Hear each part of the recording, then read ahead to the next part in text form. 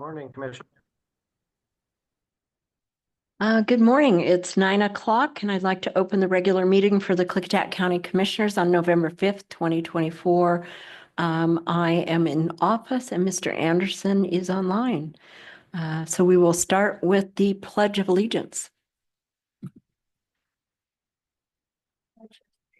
To the United States of America and to the republic for which it stands, one nation, under God, indivisible, with liberty and justice for all.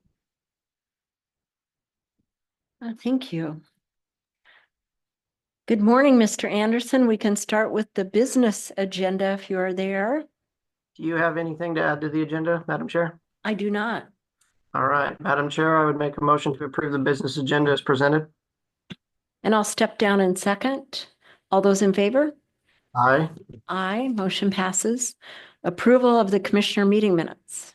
Madam Chair, I would make a motion to approve the meeting minutes of October 8th and October 15th, 2024 as presented. I'll step down in second. All those in favor? Aye. Aye. Motion passes. So we are to public comment. So we'll start in the room and then also online. When we switch to online, please raise your hand or unmute so we know that you're there and we can call on you. So we have a hand in the public this morning. Come forward, and if you can let us know who you are, that helps us.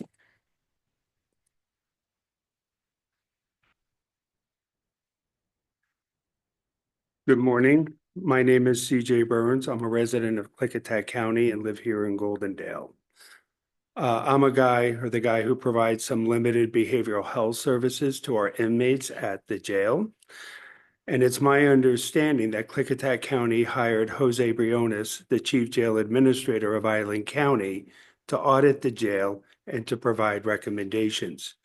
At the August 6th, 2024 meeting, Mr. Briones appeared by video, made some observations, and stated his final report would not be available for another month. I felt from that statement it was reasonable to infer there would be a report forthcoming in a month. 2 months have passed and I've been unable to find any report. In the interest of this board's stated policy of transparency, I would like to know if there is a report, and if so, how I can access it. If there is not a report, will there be one submitted by Mr. Briones? Or if he made a verbal report to this board, and if so, was it documented or recorded, and how I can access it? Okay, thank you. And we do answers at the end. I if you do understand. not. Okay. Okay, thank you. Online. If you have a comment, please raise your hand or unmute. Good morning, Roger Nichols. Excuse me, I'm just swallowing. They're nice chunk of jicama. It's really good and crispy. Just to let you know, a couple of things. One is obviously I'm looking to see if there's been any movement or any change or any information about the FAA letter. And two, to let you know that I might have to leave a little early this afternoon because there's a 3 o'clock meeting of the Wasco County Planning Commission, and I have been appointed on that commission. So it's not personal if I leave early. Thanks. Thank you, Roger. Thank you for serving on Planning Commission. In the room, Ms. Joby. Good morning. You have a special day today. What day would that be? Oh, nothing going on. Right. Good morning. I'm going to try to keep this to 3 minutes, but I would beg your indulgence if it takes me a little longer. Today is election day. And so I just wanted to kind of go through how this works for people to just make sure we're not getting all of our information from Facebook. The auditor's office phone number is 509-773-4001. If you have any questions related to your ballot or elections, please call the office. So yesterday, Washington State marked 5 million voters. Statewide, 4,500 new voters were registered, 6,600 updates were made, and over 15,000 ballots were issued yesterday over the counter. So when people ask why we haven't processed their ballot yet, we have been insanely busy. We mailed the labels to our vendor who prints the envelopes on September 19th. And since then, we have added approximately 600 voters to our voter rolls. So in addition to processing incoming ballots, we are dealing with those issues. So as today is election day, all ballots must be either postmarked today. We don't recommend using the Postal Service, but if you do, go in and have them hand cancel your ballot so that it is postmarked today. It can be received in a ballot box by 8 p.m. tonight. That's any ballot box in the state of Washington. So if you have college students or any ballot box will get it to us, or it can be received in our office by 8 a.m. Washington has same-day voter registration, so you can register up until 8 p.m. tonight and get a ballot, although we would please ask that you come in before 8 p.m. If your ballot or if your registration is current and you don't need to make any changes, you can go to vote.wa.gov and print a replacement ballot if you need it. Please make sure to get it into a ballot box. If you need to make changes in your registration, or if you need to register to vote, you need to come see us in person. The office is open until 8 p.m. tonight, and including through the lunch hour today only, and only elections is open during the lunch hour. We will produce results shortly after 8 p.m. tonight. They are not final until we have certified the election. So we would just ask for your patience. We are trying as hard as we can to get as caught up as we can. We're at about a 56% return right now, and we anticipate 5% return. So again, if you have any questions, come see us, call us 509-773-4001. Thank you very much. You're welcome. That was a good update. And it sort of stuck to 3 minutes. Good luck. See you later. Thank you. Bye-bye. Online. If you'd wish to give comment. 7211. Good morning, Greg Kate. Wagner, Oh, Greg Wagner. Steve. Okay, sorry. Go ahead, Greg. Greg Wagner seats. Title 19.39 is the Energy Overlay Zone. The Planning Commission reviewed all the relevant documents for the creation of the Energy Overlay Zone and made recommendations to the Board of County Commissioners. The commissioners then held public hearings and received testimony from the public. The commissioners then discussed the creation of the Energy Overlay Zone and accepted the Planning Commission's recommendation.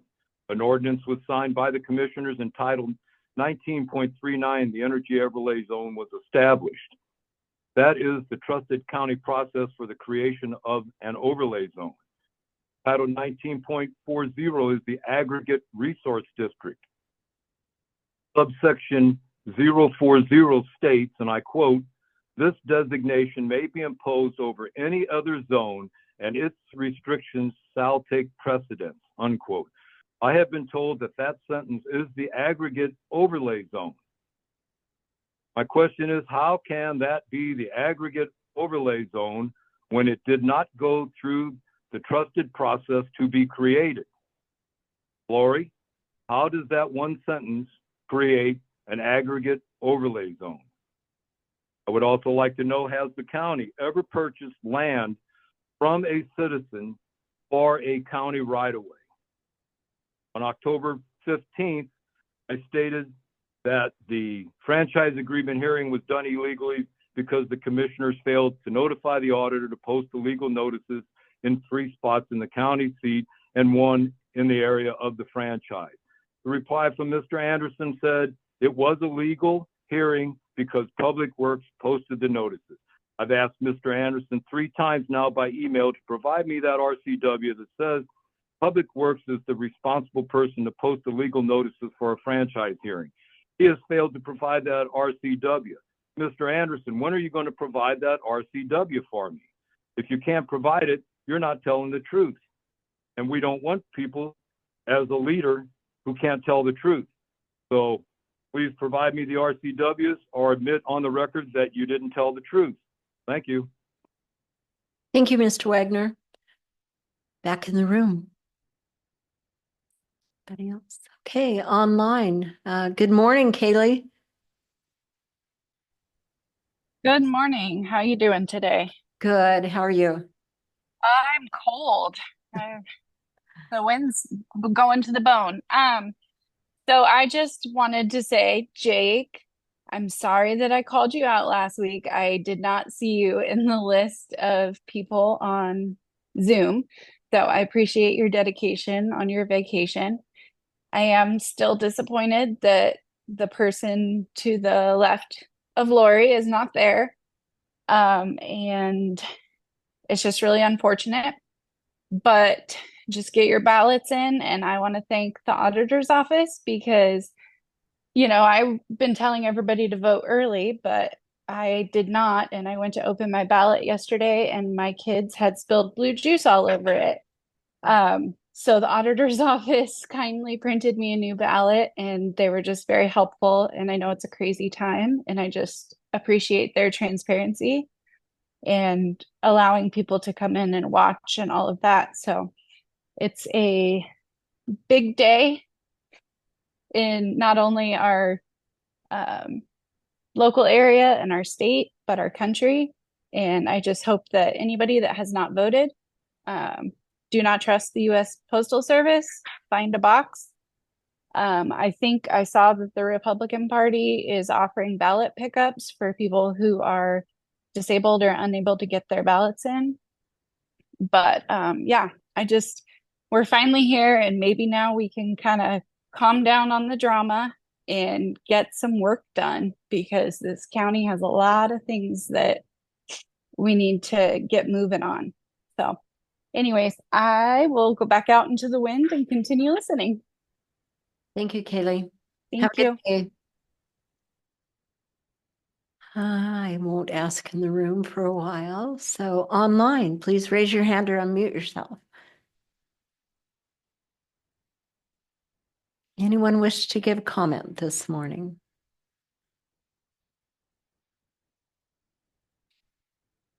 Don't see anybody? I guess 4901.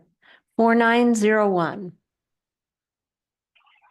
Good morning, County Commissioners. This is Sherry in Houston. Good morning. And good morning. I guess this is a big day. And, I see a lot of people emotionally invested. I'm sure most people are. And hopefully this is a time in our lives or in our government or whatever we want to call it, that we have decided as the people to come back around and start watching and, and just helping our government. And I don't like it when people get upset about government because it was the people who formed the government. And so it's our duty, in my opinion, to help the government do what it needs to do for the inalienable rights of the people. So, I think that we all are starting to wake up and say, how can we be better? Maybe how can the people be more protected? And I was reading the Declaration of Independence again, our first organic document that established this nation. And it's quite profound, and I think most people should just Google that, open it up, just give it a quick read.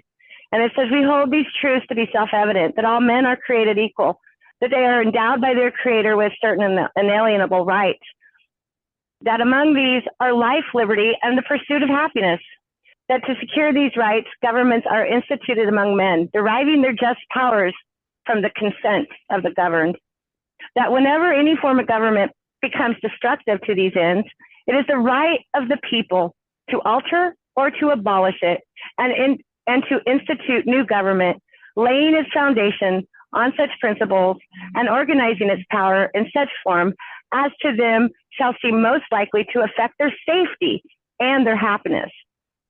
Prudence, indeed, will dictate that governments, long established, should not be changed for light and transient causes.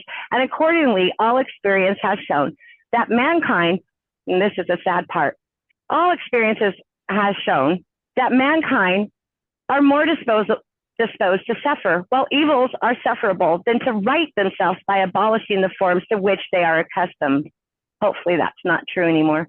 But when a long train of abuses and usurpations pursuing invariable the same object evidences a design to reduce them under absolute despotism, I don't say that right, but we all know what that is. It is their right, it is their duty to throw off such government and to provide new guards for their future security. Such has been the patient sufferance of these colonies, and such is now the necessity which constrains them to alter their former system of government. The history of the present King of Great Britain is a history of repeated injuries and usurpations, all having a direct object of the establishment of absolute tyranny over these states. To prove this fact, let the facts be submitted to the candid world. And then all the Thank things. you, Sherry. It went past. You had your music, and but thank I you. didn't hear it, but Yeah. I think everybody needs to read this document because Okay. I think we can help. Thank Thank you you. so much. Bye. Okay, in the room or online. Hi. Oh, good morning, Gabby. Hi, good morning. I want to speak about the gray wolves that were shot in Klickitat County, and how that goes against state and federal law. The county commissioner, you make it a point to remind citizens how you are bound by state laws and what you can and cannot do and how you conduct yourself. And gray wolves are listed as endangered under state law. It happened in the 1980s. It's the WAC code 220610010 and receives protections under state law RCW 7715120 from hunting, possession, malicious harassment, and killing. It was listed because of the historical occurrence in the state, the near elimination in the state, and the existing status as an endangered species under the Federal Endangered Species Act. And when we are reminded by commissioners how you're bound by state law, I think it is only fair to critique some of the commentary and some of the rhetoric that comes out of the commissioners board, the rhetoric that comes out and crisscrosses the county from the sheriff's department, and the idea that there has to be an understanding of coexistence and how are you going to create safety in the county and for the concerns that industry in the county has concerning wolves or concerning predator species. But this is outright killing, is illegal. And I really feel that the commissioners need to have a position on illegality in the county, and have a position on how you're going to address coexistence with wildlife, because this is a result of that lack of addressing it in my opinion. I also want to take this time to apologize to toddlers. It was unfair to compare them to stunted adults, allegedly. And toddlers in their essence is pure magic. And I think it's important for this county to be real about how they're going to conduct themselves in governance, and the hopes that those that sit at that table will bring calm and clarity, as opposed to the drama that we've had to watch over the last 4 years. The other thing I want to say is we are a county that needs childcare and has always needed childcare, and your own county workers, those stats and numbers show that. And there needs to be a direction to solve that. Thank you for your time. Thank you, Gabby. Okay. Anyone else online this morning?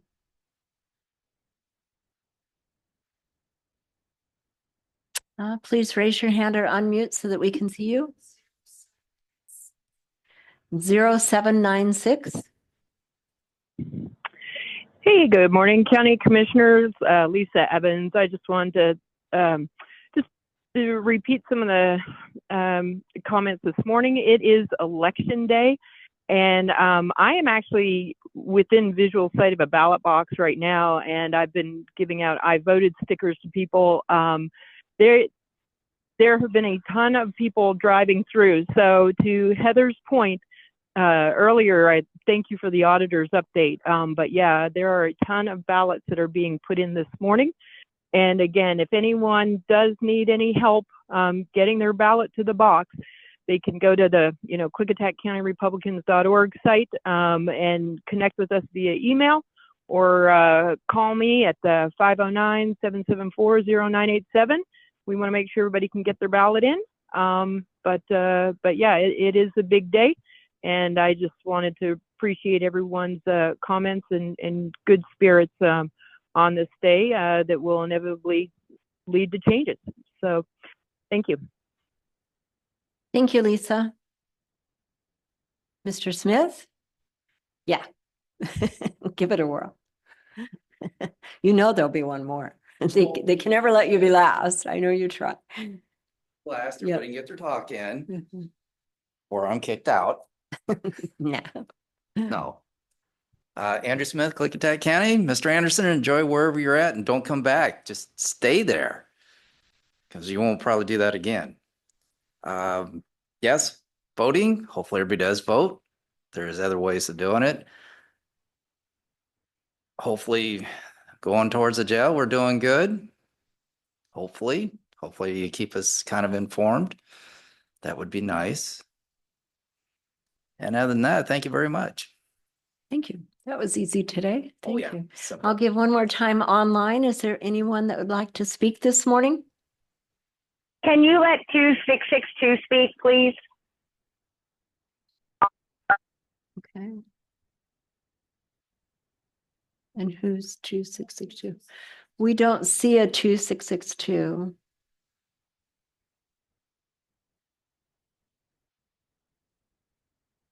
There we go. Okay.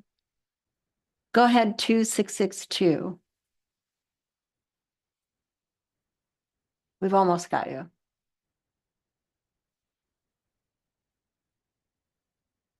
If you can hear us, try, I think you're unmuted now on our side. Unmuted on our side, try unmuting yours maybe. We can't hear you. *6. *6.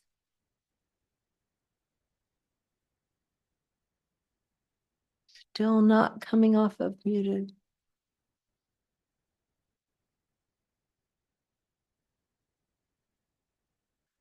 So just try pressing *6. Is there anything else? No. Yeah. You can always call into our offices later, or I know you wanted to do public comment maybe, but I'm not sure what your name is, but call into our offices or email us to the BOCC@klickitatcounty.org and it will get to us.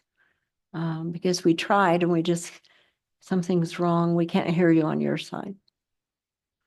So is there anyone else? So not seeing any. Good morning, Lori. Ara, my name is Ara Alcabendas from Good Lyle. morning. Are you 2662? I have no idea. Okay, that's okay. I didn't try to do it before, just my first time. Okay, no problem. Go ahead. Wanted to follow up on that. If you remember, we spoke over the phone on October 9th or 8th, along with Kathy Pierce. And I understand you're a busy lady, but I have been still waiting on that phone call from you and see what have you gathered so far, and if you've heard anything or maybe done anything. Has anyone done anything about it, or just initiated some regulations on the Airbnb issue? especially on the general rural zones like mine. I am still working on the things that I have been working on, and I wanted to ask if you have gotten a hold of that complaint report that I've submitted, that I've dropped off actually on about two Wednesdays ago. I can't remember exactly. 2 weeks ago, I was there at the county office, but that's all. And I hope to hear from you soon, Lori. Thank you so much. No problem. I think I can answer your questions today, but thank you. Online again, anyone else?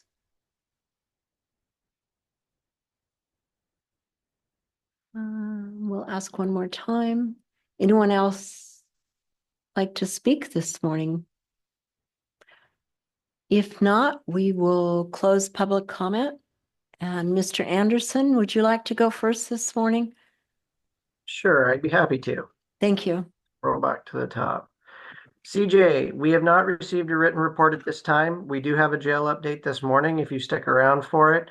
And the reason we have not received a written report, I believe there it has to go through legal.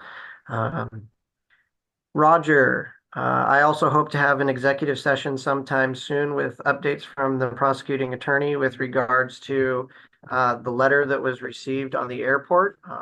As that is in legal, I don't feel it's my place to comment on that until we have an update. I'd also like to say thank you to Heather for all of the information with how many people are voting and how many ballots that are being issued and how many people are doing their duty to ensure that their vote is counted. Mr. Wagner, your comment that the aggregate resource district did not go through the trusted process to be created. You have to go back in time far enough to the last, I believe, when we created all of the districts, and that did go through the full process to create an aggregate resource district, which is an overlay. I would also mention that the notices were posted as Public Works mentioned and told us. The auditor does not have to himself or herself post those notices themselves. That can also be delegated, of course, as elected officials do at all times. And your last question, yes, the county does purchase property regularly for rights of way. We do it both voluntarily and we also sometimes do it involuntarily when we're moving roads and we can't come to an agreement. Right of way is also in some instances dedicated to the county free of charge.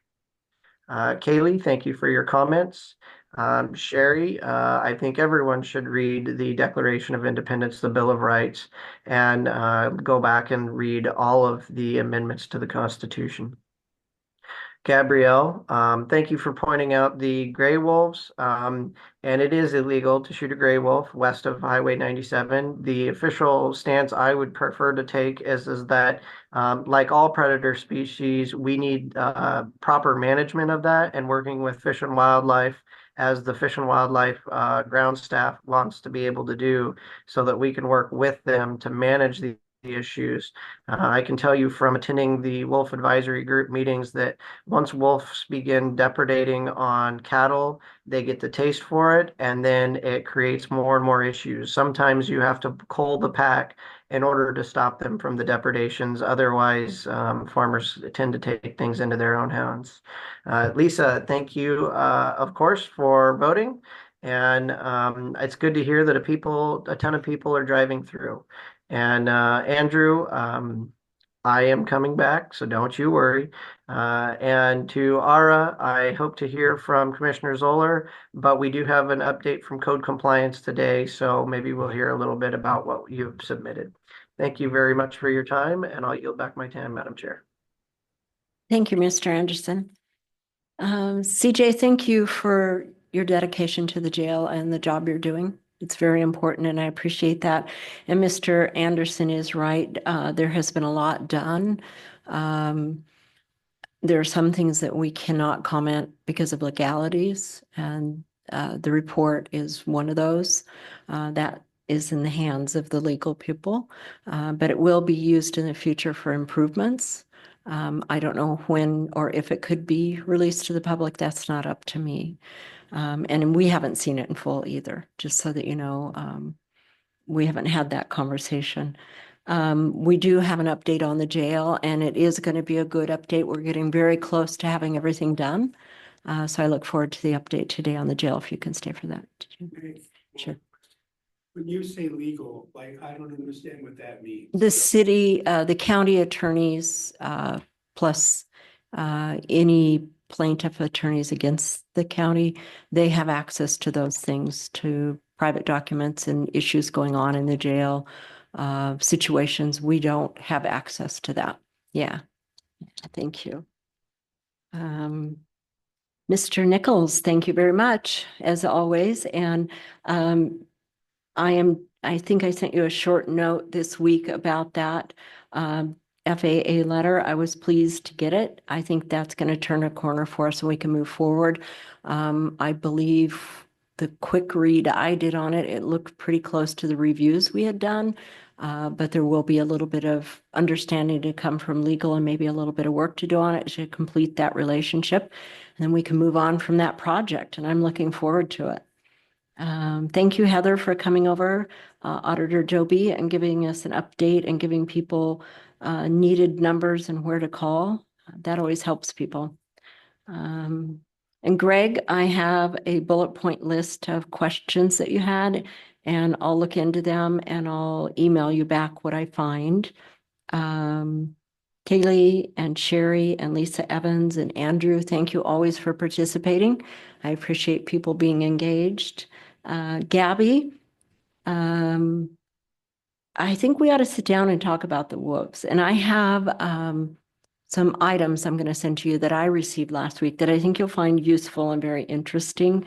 And you and I we'll sit down and have a long conversation about that. I appreciate our relationship and I love visiting with you.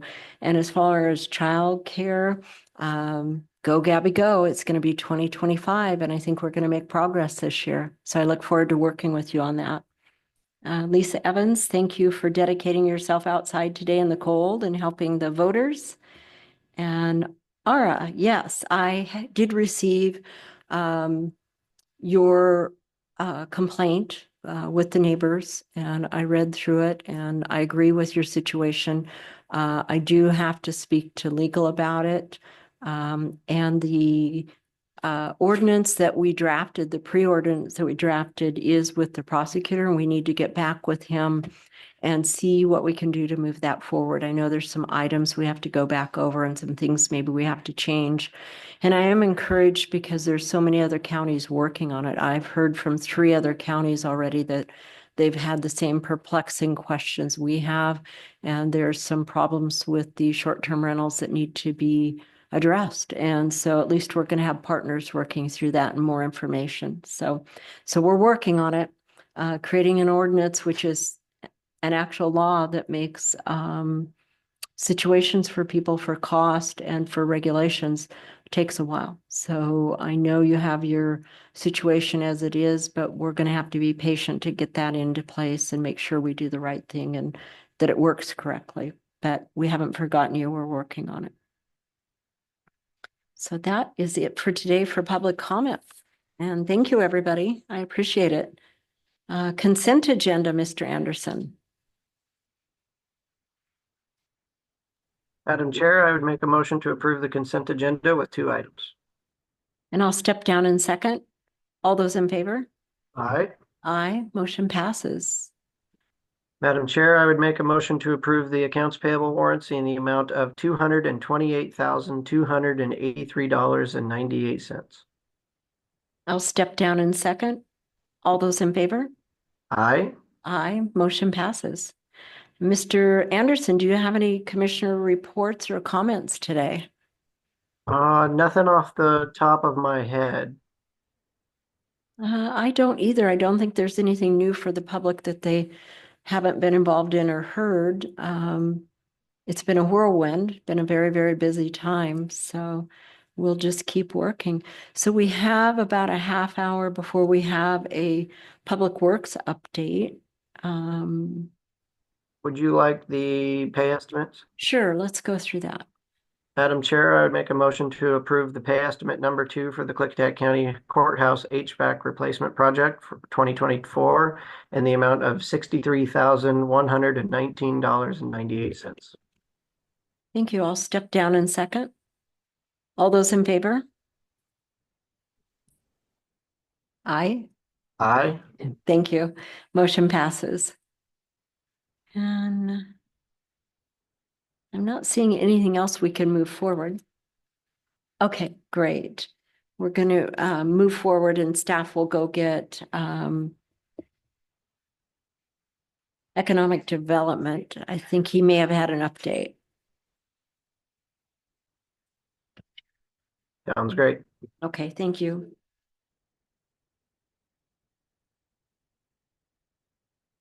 I think Richard may have taken his off the agenda. Didn't want to update, maybe. She'll find out. He had came in the office at the last minute.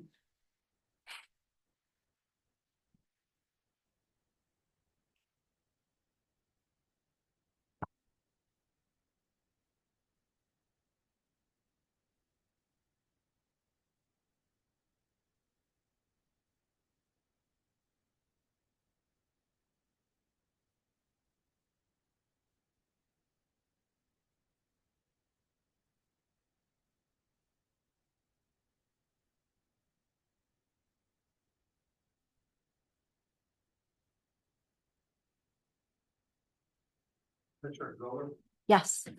Give it another couple weeks, right? Yes. Yeah, that's fine. You tried. I'm talking to Randy, by the way, about the song. Okay, thank you. I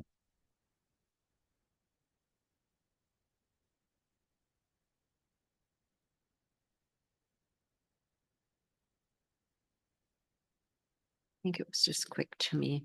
I don't see him on the agenda any longer. Right. So it went up and down. You girls think of anything new and exciting we should report? I could still do comments or I'm gonna look at my calendar and see what's been going on.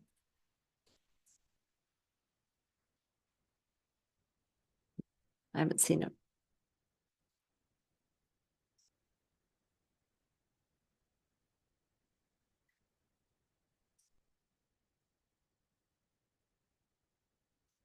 Right.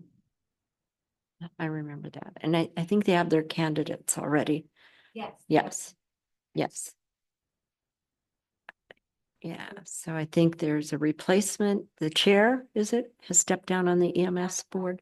And they have applications and they'll be going through a process to pick a new chair for the EMS board. I'm glad some good applicants stepped up too, which is nice. Mr. King. EMS Chief of Operations. Okay. You could come forward. Come on.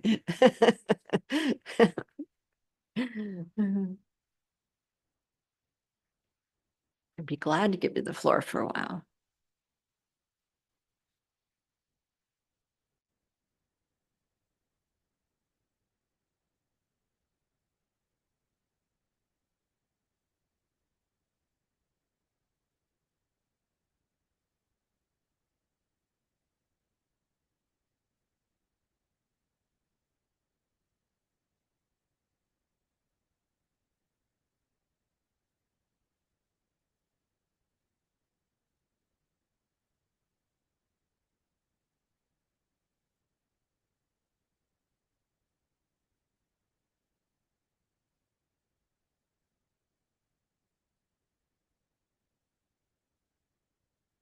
I suppose everybody knows it's been daylight savings time by now. That took me a while. I appreciate the more light in the morning though, coming to work. It's so much nicer not to drive. Yeah, that's depressing. Because all I want to do is just eat and go to sleep. I don't get any more work done.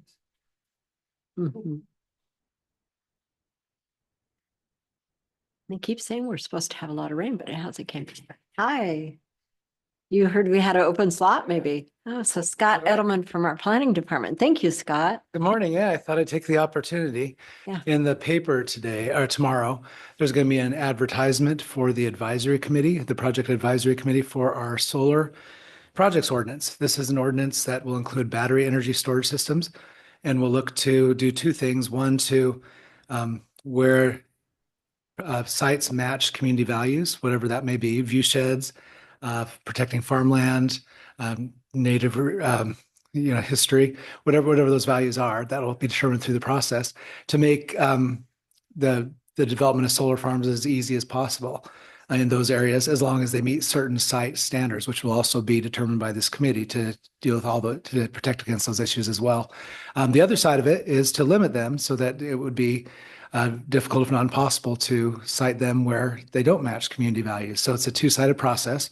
Both are important. The first is important because we would rather keep these decisions local rather than have them go to the state to decide. And the second, of course, to protect the values that we have here in the community. So for this project, we're going to be holding a series of project advisory committee meetings from January through June. Wow. The committee will consist of 9 to 15 individuals. Some will be targeted, not necessarily certain people, but categories such as we like to have industry representatives, we like to have emergency management representatives, landowners, representation from across the county, all 3 districts.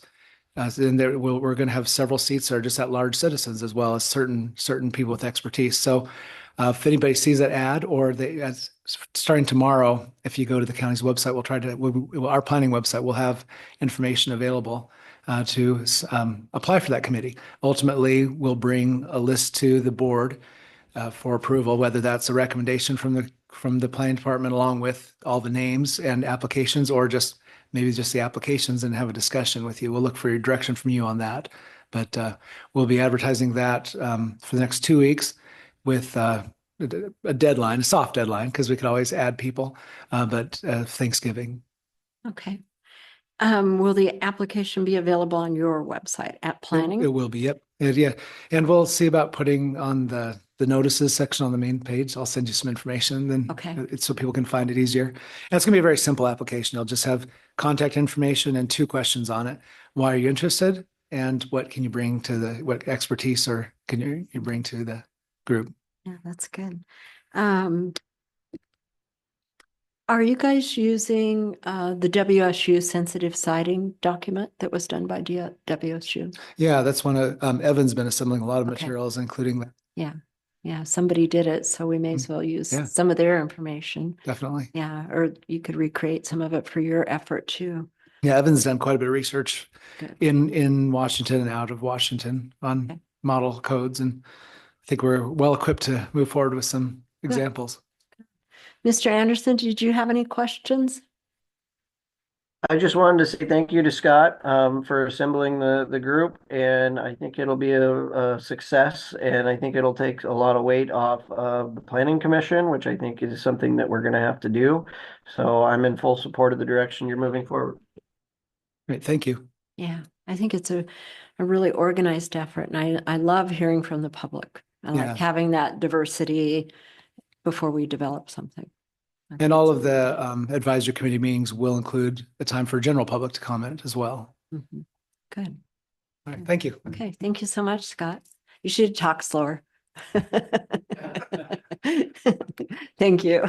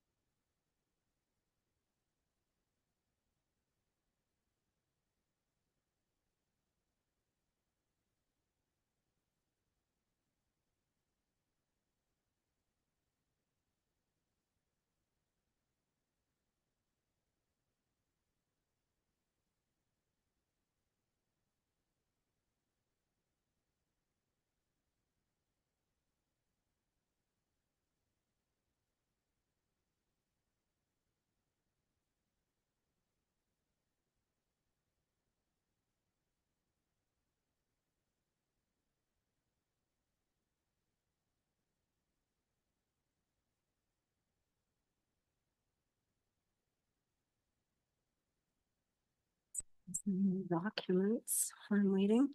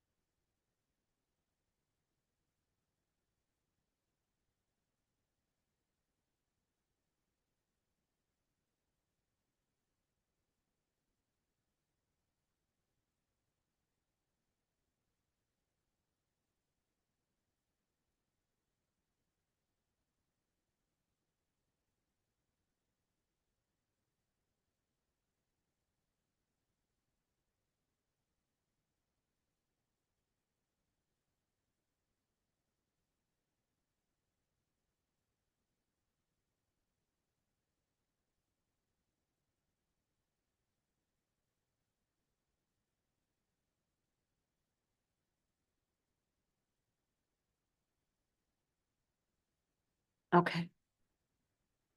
Thank you.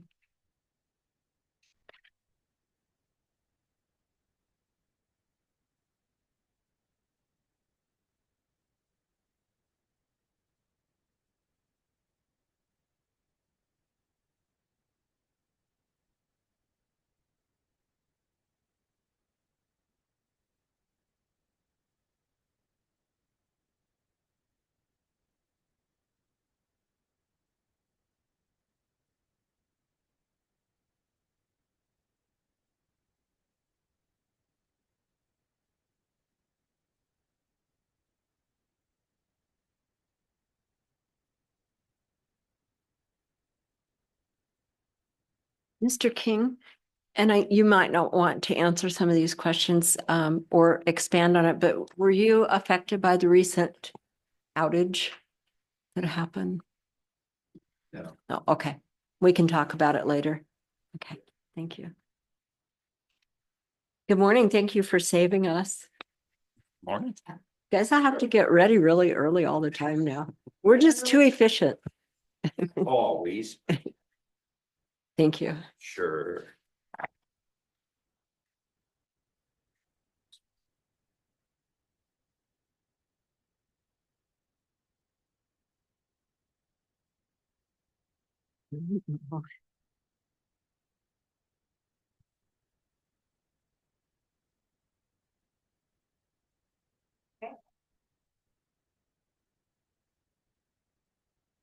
This is for your. Okay, thank you. Jeff, I'm not sure if you heard public comment this morning, but there was a question about right of way and the county, if the county purchases right of way. Would you give a little bit of a history lesson on that? We can, yes. So we have Jeff Hunter and Seth Scarola from our Public Works Department. Okay, Thank you. so I did catch a little bit. Consent agenda's done. Thank you. Actually, we didn't have anything, and the approval pay estimate too. Also, thank you. The right of way, yes, we purchased right of way. We purchased right of way for a lot of our road projects. We purchased just what we need. The whole it's covered under RCW, how we're allowed to purchase right of way. Yes, we can use condemnation. We typically file condemnation, not because we want to use it, because there's other reasons behind it. One, it's not considered, the people don't have to pay a tax on it. if we file under condemnation, also if we have to actually use condemnation. It is not the method we go through, though. We negotiate. There's a whole process that it's a lengthy process. You want to cover anything else on it? When we're doing a road project, how many years do we usually set aside for just the right-of-way process? It depends on the project. A lot of them we can complete within the same year's design, but if it comes real complicated or we haven't had any lately, any kind of relocation of homes or property, then it will be a longer process. But for the most part, we can get it done during the design phase of a project. Also, when it's a federal project, we are not allowed to purchase right away. We actually have to hire a consultant because neither Seth nor I have a real estate license. No. So we cannot purchase right away on a federally funded project. It is done by a consultant. And that consultant would have a realtor's license. Yes. Okay. Amongst other Amongst certifications. other, Okay. yes. Yeah. Interesting. Federal certifications and all that other stuff. We Yeah. don't have that. Yeah. It's a Okay. that is a very lengthy process. Yeah. Okay, we'll move on. Well, go ahead. Okay, so construction, we have the one project finishing up Sundale Old Highway 8. Contractor is installing some last pieces of erosion control and fencing and trying to get the rest of the site finished up. On road design, Sunnyside Road Overlay, we're working with Crab to get that project out to add. Bridge repair bundles, consultants continuing their work on the 60% plans. Bickleton Overlay, Box Springs Vicinity Overlay Project is on ad. Bids will be opened on the 26th of November. White plastic edge lines, final set of plans and specifications are with WashDOT for their review and approval to go to ad. Curve warning signs, the staff is continuing to work through the final pieces of design and WashDOT approvals to get that one out for ad as well. Road safety plan update, the selected consultant sent us their scope of work and cost estimates, and staff is working through those, and a draft agreement will follow shortly. All I got. Okay, maintenance on the east side, they're still working on Bickleton Highway and they're grading. On the west end, we're grading roads, grinding some stumps along the road, doing some hand brushing and cleaning culverts. On the facility side, next week we're painting in the Superior Courtroom for the remodel, and then we'll be installing the benches and trying to finish everything up the week of Thanksgiving because there's no court that day. So all the benches, they've all been refinished and they'll be coming back in. Events, birthday parties were a hit. Seems like that's where the new place for birthday parties. And winter riding started last week. Everything's pretty much the same. Trout Lake Park, the RCO grant, all the work has been finished on that. Let's see. Courthouse HVAC upgrades for this year are pretty much complete. We did have one in the PA's office. It was like a cooler in there because the igniter on the brand new unit wasn't working, but we got that fixed and we're warming them up again. Annex 4, the fiber line, our part of that project is done. I think TS has got a few things left, and then that is complete. Other issues you carry over, other things. So we wanted to bring this and I wanted to talk about this before we actually put it on the consent agenda. We're asking to carry over vacation again. What we typically do is a lot of these hours probably won't be carried over, but it's better because a lot of people plan on taking vacation on the holidays. But typically, if we have an event, then the guys come back to work. They're very good about it.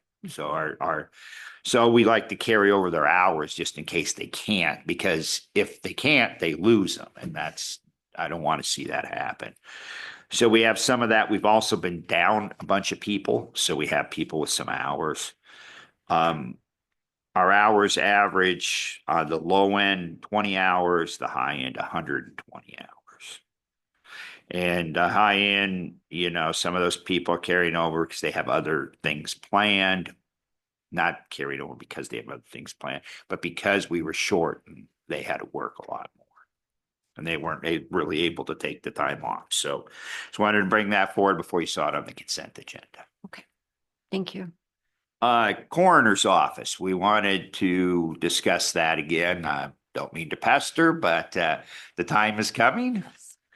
And we need to kind of make plans to schedule, because my understanding is as of the 1st, we need to have a coroner sitting in an office somewhere. Mm-hmm. So I have to be able to have an office for them. Our recommendation would be to, and I forgot, I will get our guys to check the readers and see how often the break room and the conference room, but maybe the start is we at least set something up for them in the conference room that used to be the old personnel office and over there. Okay. So they're within distance of, and it sounds like eventually it's going to be an elected position. And I don't know, it just happened. All the departments that work for the board are in this building, and most of the elected officials are over in the courthouse. Kind of work that way. So I guess we're looking for the opportunity to move forward on doing what we need to do. And maybe we talk with the PA, because I'm not really sure what a coroner's office needs. And since they are the existing coroner, he might be the best, or that office be the best people to talk to. That's okay with the board. And I seem to have heard somewhere there is a lot of document storage. There is some associated. document storage, yes. So we're gonna have to try to figure out how to do that. Yeah. But if everybody's in favor of us moving to that conference room, also, like I said, I think talking to the PA would be the best, because they are the current coroner. And that'd be close for them to work with the PA and his staff, and also the sheriff. They're on the same floor that way. So I'm in favor of moving forward. That gets us a start, and I think time is getting short. Very short, Yeah. yes. So we have to get that done and get him on board so we can get certified. Mr. Anderson, do you have comments? Have we talked to any of the electeds over there, how they feel about that conference room and how often it gets used? And if so, and there's somebody who's against it, what is our backup plan of where we could put them in our building?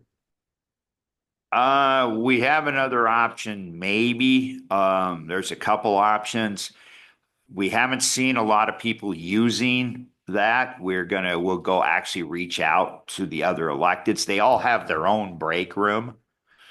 In their conference rooms, they seem to use the ones in this building.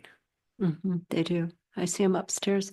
Well, I think that conversation I had with you, that is one of the rooms that has the least amount of work to do on it. Yes, To it put somebody is. in It would be the cheapest to convert, because there's not much to do there.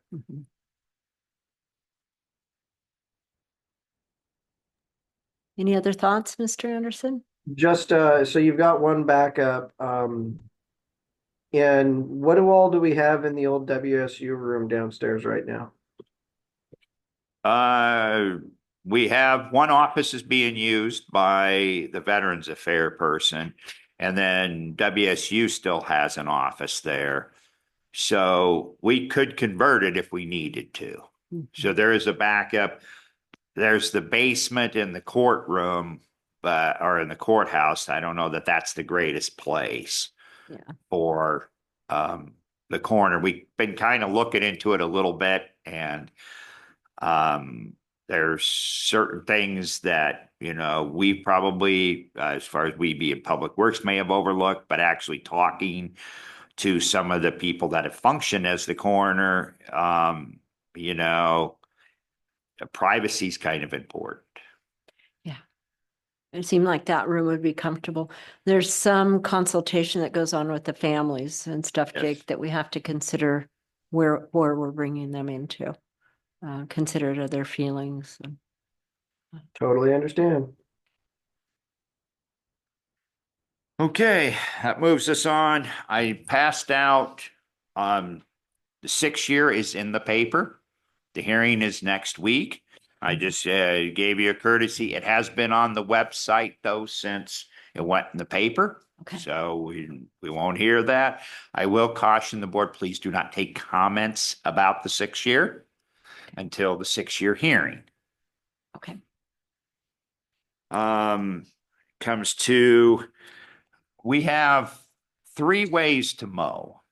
We have 3 different mower systems. All 3 of them are down. A lot of them are old. They don't last long. The quickest one to fix or replace this year would be the mower head for the excavator. It's about a $25,000 purchase. We can rebuild the other one for about 8 to 10, but it's still rebuilding and it won't last. Not asking for money. That's paid for on ER&R. That's what the rates are there for. And that's what that pot of money is sitting there for. And that's what it's for. So we have the money to replace that. I'm just asking for the permission to go out and purchase that so we can continue our mowing this fall before the snow flies. Because if not, then what happens is the snow pins down the brush and it goes into the road and we have problems. So mower on an excavator. So are you mowing ditches along the Yes. roads? Okay. Yes, that's exactly what we're doing. Yeah, I was just thinking mower in the field. So No, Yeah. but you got it though. okay. Mr. Anderson, do you have any comments or questions? Yeah, Jeff, so we have 3, all 3 are down. You want to buy one and you want to fix one. How much do we have in ER&R in order to bring it up so we have a whole fleet again? We have, I don't know how I want to word this. This is kind of a loaded, it's kind of can be a loaded answer. ER&R has enough to replace equipment as it needs to be replaced. The mower is scheduled to be replaced. The main mower, which is the most expensive one, is scheduled to be replaced next year. The mower head is actually an attachment to the excavator, so it's considered an auxiliary piece. So the excavator, what we would do is to cover the cost of the mower, we extend the life of the excavator, which we can do because the excavator doesn't get that much life. And How so many hours are on the excavator? I'm not sure what the hours are, but the life of the excavator will probably go to 22 years now. How old is it now? I want to say it is 10 years old. So it's an additional 12 years. So what in ER&R was our plan to replace the mower head or the excavator with the mower all at the same time? No, the plan is to replace the excavator, and then typically you buy the attachments when you buy the mower or when you buy the excavator, except for I can't wait another 10 years to buy a new for the mower head to buy an excavator. So what we'll do to cover the cost of the new mower head is we extend the life of the excavator an additional 2 years, which will pay for the mower head. I guess my thought would be is why is the mower heads on ER&R tied to the machine? And as mower heads can be transferred from machine to machine if they need be, wouldn't you have one for the head and then one for the actual main machine? Yes and no. The thing is the mower head, while $25,000 to you and I is expensive, as far as ER&R goes, that's a very small purchase, and you typically don't track something of that value because it's a lot of extra bookwork to depreciate that one piece. So we depreciate the main item, and it is made to just sit on that excavator. We don't have anything else that'll go on. Right, but you'll probably go through 2 or 3 of them through the life of the excavator. That is true. That is true. Sometimes they last longer. This instance, because our other mower is worn out, it's gotten more use. So yeah, you will go through 2 or 3 sometimes, but you'll do that with some attachments on everything you purchase. Either way, I'm in favor of moving forward with replacing the mower head, knock the excavator, and as well as rebuilding the other one this winter when you guys have downtime between snowstorms. Right. Me as well. And I appreciate you having the money in ER and R. Yeah. Yes. So we'd be in big trouble if we Yes. didn't. Thank you. Okay. And then the only other thing we have is we just wanted to we've been working tirelessly and through all the efforts. And I know Commissioner Zoller's been aware because she's been very helpful helping us. Thank you. Getting the airport close to bid. We think we may be there. We have a couple more hurdles. We'll see where we are. But ideally, we're hoping to go out to bid next week for the awesome. first phase. Good. Again, thank Good. you for all your help. Going to meet the time frame, which is Yes. great. Yeah. We said we would do it. Yep. Can you be a little more clear for the public on what you're going out to bid on for the airport? Yes, yes. I was just mainly bringing you guys up to speed today because it will be on the consent agenda, but what we're going out to is the first phase. It's the second phase of the airport business park, but phase 1 of the project.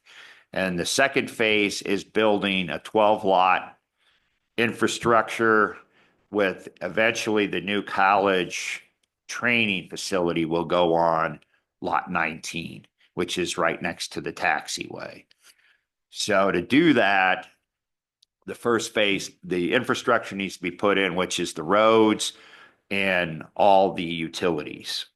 So when the building goes in, then the building can hook up and also will allow for other lots to be leased out. There'll be other turnkey lots where they just come in, they can build their building, just like the first phase is.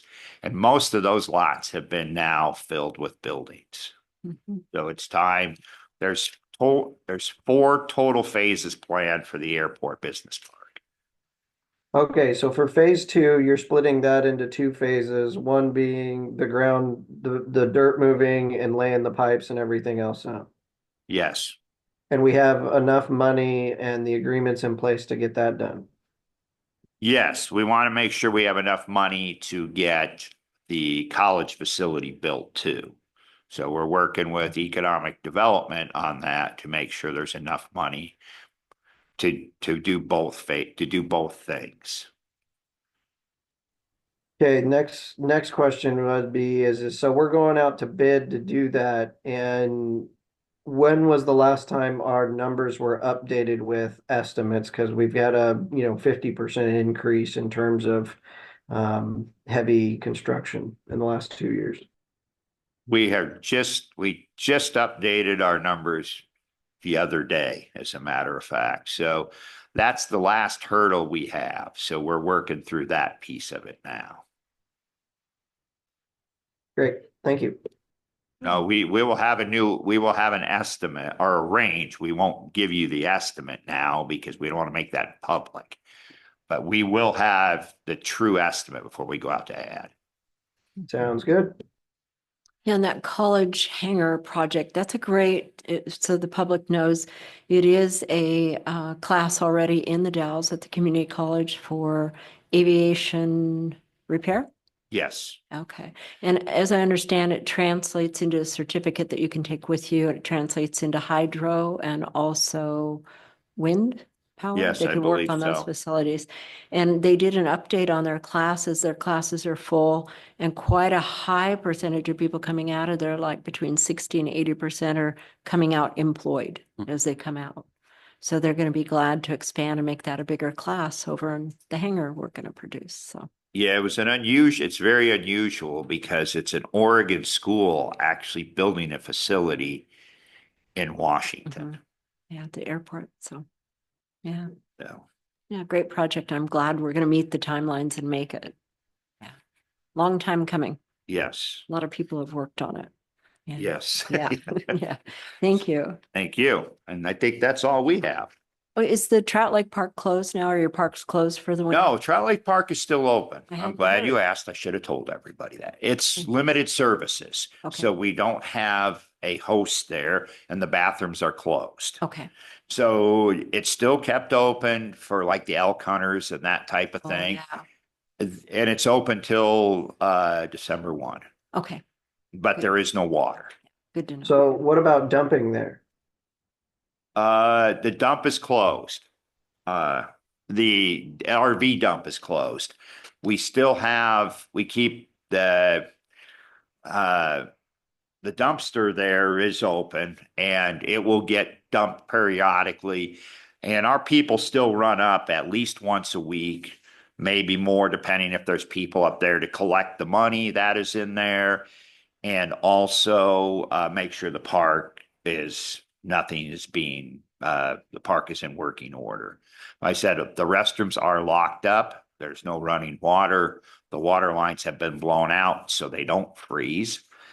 And the rent gets reduced because there is no running water. Have we looked into using a QR code in order to pay so we don't have to run up there? I'm just thinking in the future how we get to be more efficient since that's an area that has cell service. Yes, it would be, that's something we're still working with the treasurer on. If we were going to do like a key code, or we need to, and we have not broached this with the treasurer, so it's not him. We also are looking at maybe going to online reservations only, so you're paid online. And then everybody could pay online.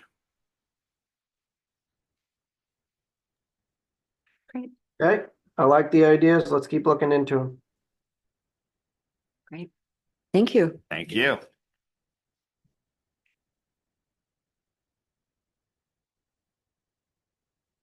Mr. Van Cleve, Human Resources Update.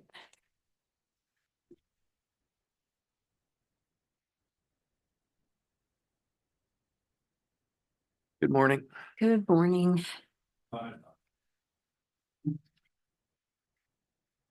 So I submitted IT's written report and code compliance. So is there any, to start off, is there any questions about either one of those reports? I had no questions. Mr. Anderson, were you able to see those online? Yep, I had a chance to review both reports. I'm very glad to see that we have another out for internet in Goldendale. And I thought the update from Code Compliance was very comprehensive. And it's great to see that things are moving forward. Yeah, he's been very busy. Yes, Yeah. yes, thank you. Solid waste update. So Recycling Republic Services reported 261.67 tons of commingled recycling last quarter, July through September.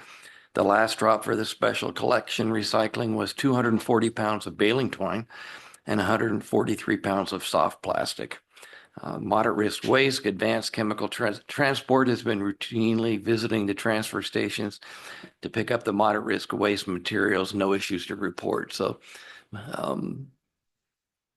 that's a contract, well, ACT is owned by Republic, but they're doing a regular clean out of the transfer stations, which is a drastic improvement from the past, and we're not aware of any issues. The grant money is being, the LaSWIFA grant, that's the grant that McKinsey manages, is being moved around to support the fees for advanced chemical transport.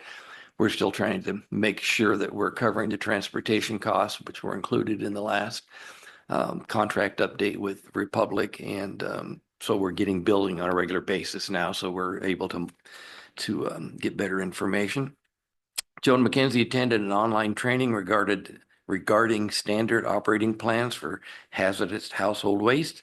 The next Solid Waste Advisory Committee meeting is taking place on December 11th at 12:30 here at this admin building, and McKinsey is beginning to reach out to organizers regarding the community cleanup so that bins are reserved as early as possible for next year. So, and then one issue that's kind of popped up recently is we're having some issues with mail, and I haven't yet to determine if it's external or internal or how that's working, but McKinsey and I are looking into that so we can, in talking to economic development there may be some issues with their mail too. So we're trying to resolve all this and get this figured out.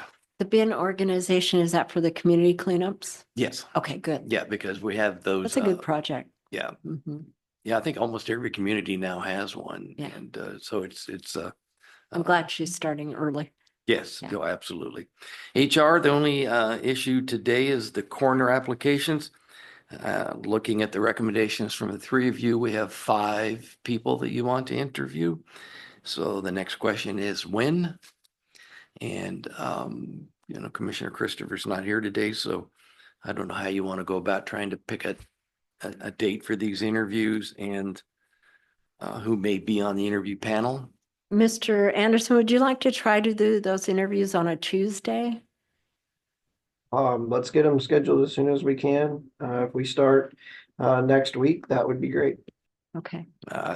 That's probably not enough Too time to soon. get, I'll try, but I don't mind coming in like a Thursday or even a Friday if we do it on a special workshop or. and we don't have a meeting on the 19th, so it'd be Thanksgiving week for the next one. That's kind of a rough That's time. the bad one for people to All right, travel. I'll look at the calendar and Any day for me. Commissioner Anderson, if it's all right, I'll work with the board chair for some options and then run them by you and Commissioner Christopher, and then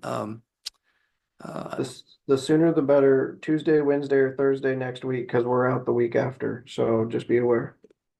some of these people have to travel, and so I have to be aware that less than 7 days notice is kind of a tight turnaround. Okay. But we'll see what we can do. Okay. Are you open to Zoom interviews for some of these folks? That might. Yes. Yes. Okay. Mhm. Okay, let me work on that. I know do you have time next week? We have public hearings and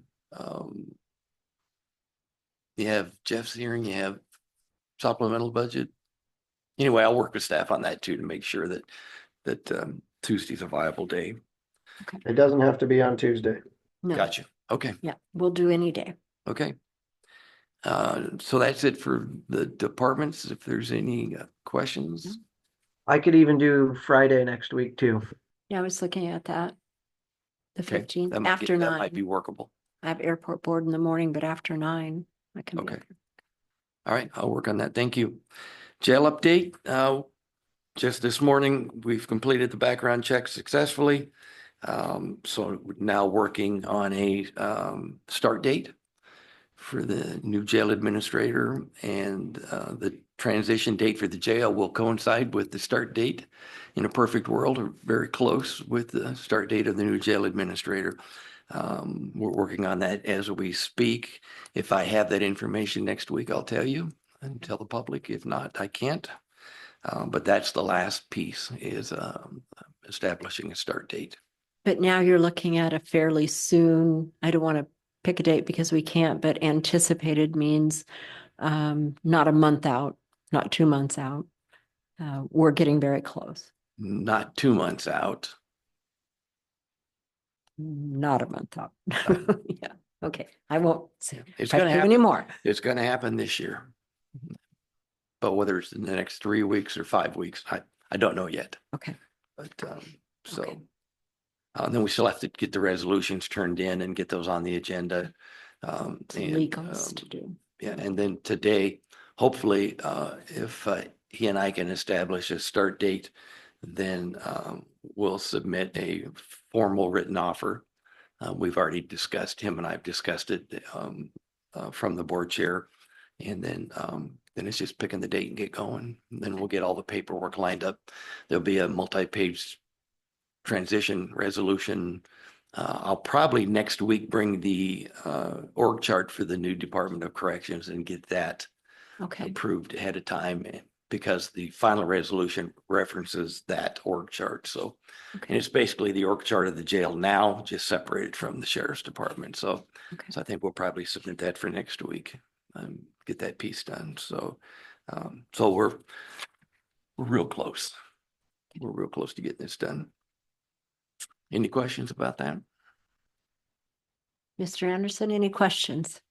No questions. The sooner the better. Yep. Okay. And then with that, I'm just going to turn it over to Jen. I know she's online, and for anything for the update, and then she has the third quarter update as well. So turn it over to Jen. Good morning, Jen. Good morning. Can you hear me okay? Yes. Perfect. So to start off, I will do the easy stuff, the 2025 budget. It's currently still in progress. I'm working towards a balanced budget proposal, which I will present to the board for review once it's in a strong draft state. This budget will aim to support the board's decisions during the workshops while maintaining fiscal responsibility.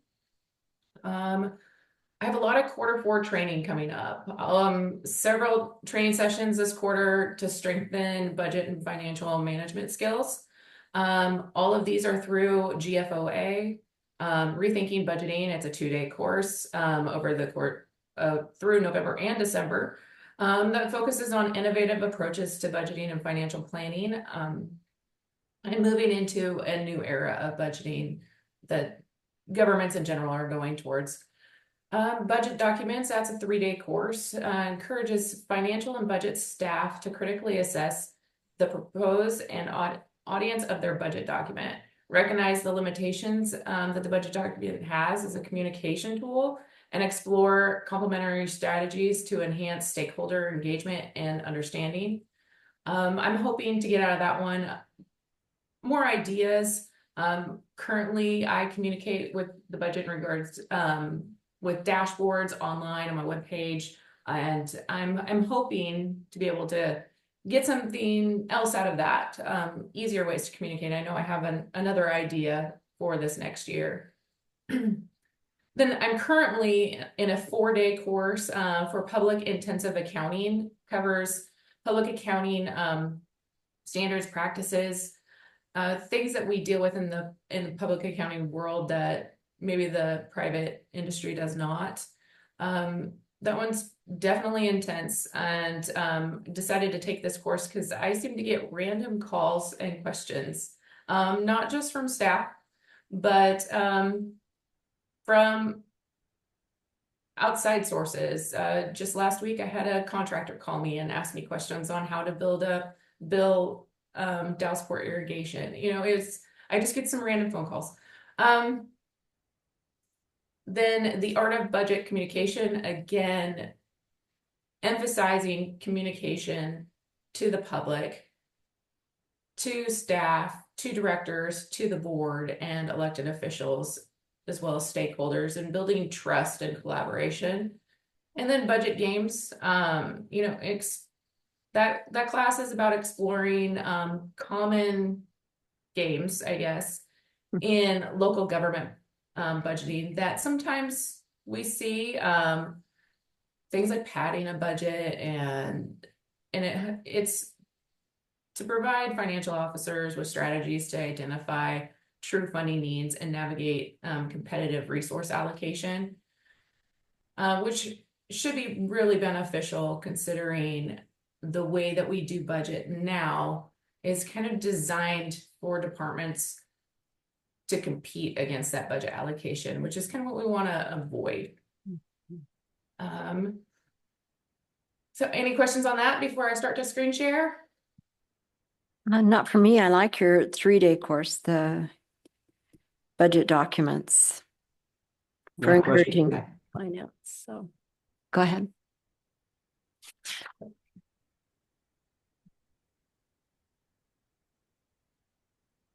So next part of my update is just the supplemental hearing. We have that coming up as a reminder on the 12th at 11:15.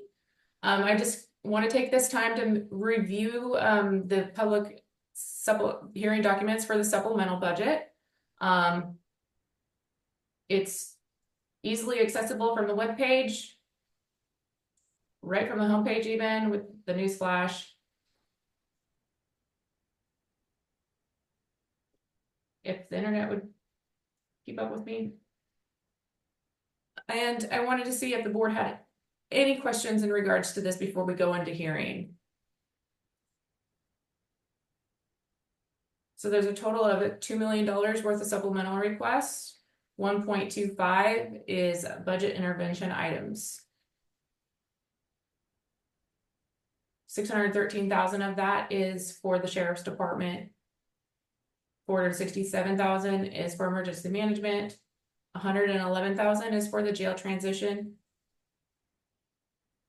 And adult probation is $40,000.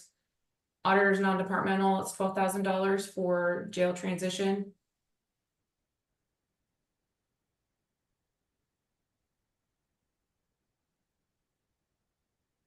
And then public works has $9,000 in there for buildings and grounds.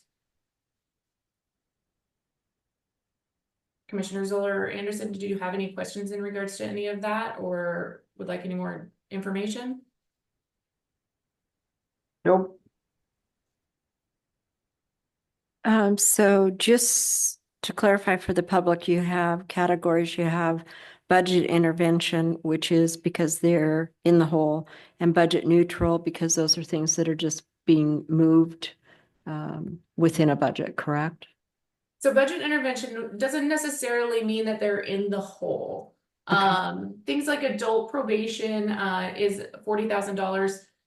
That's something that the board has already approved beyond their budget allocation at the beginning of this year for their software purchases. Budget intervention really just means that the board they're requesting that the board provides a revenue for this, that they're not coming to the table with the revenue themselves. Okay. Budget neutral would be that they're coming to the table with their own revenue. Okay. Building inspection has an uptick in fee revenue, and so they're able to cover their employees' cost of living adjustments with that revenue.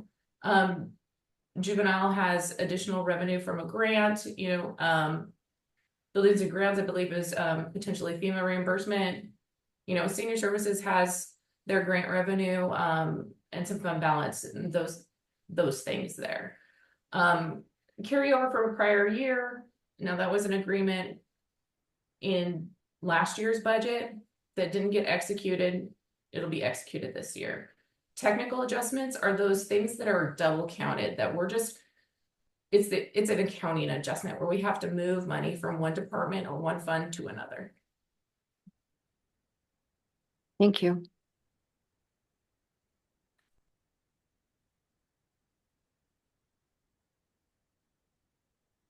And if you have no questions, then that concludes my update. That was very clear. Thank you very much. I have no questions. Mr. Anderson? Thank you, Jen. Amazing as always. Mhm. Perfect. Great.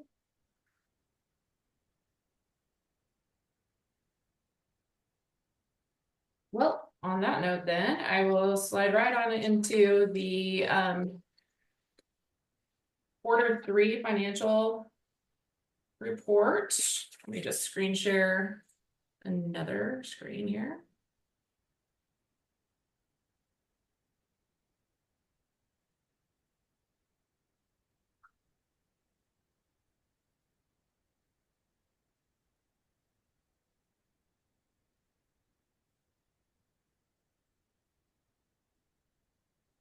As standard practice, since taking this position and utilizing the fiscal services webpage, I've just always started out with every one of my financial report presentations at the Klickitat County's homepage. This gives step-by-step approach for any public and citizens to be able to follow my steps and find where all of this information is within the webpage. So we go to government. We find fiscal services department. This will be the 2024 budget.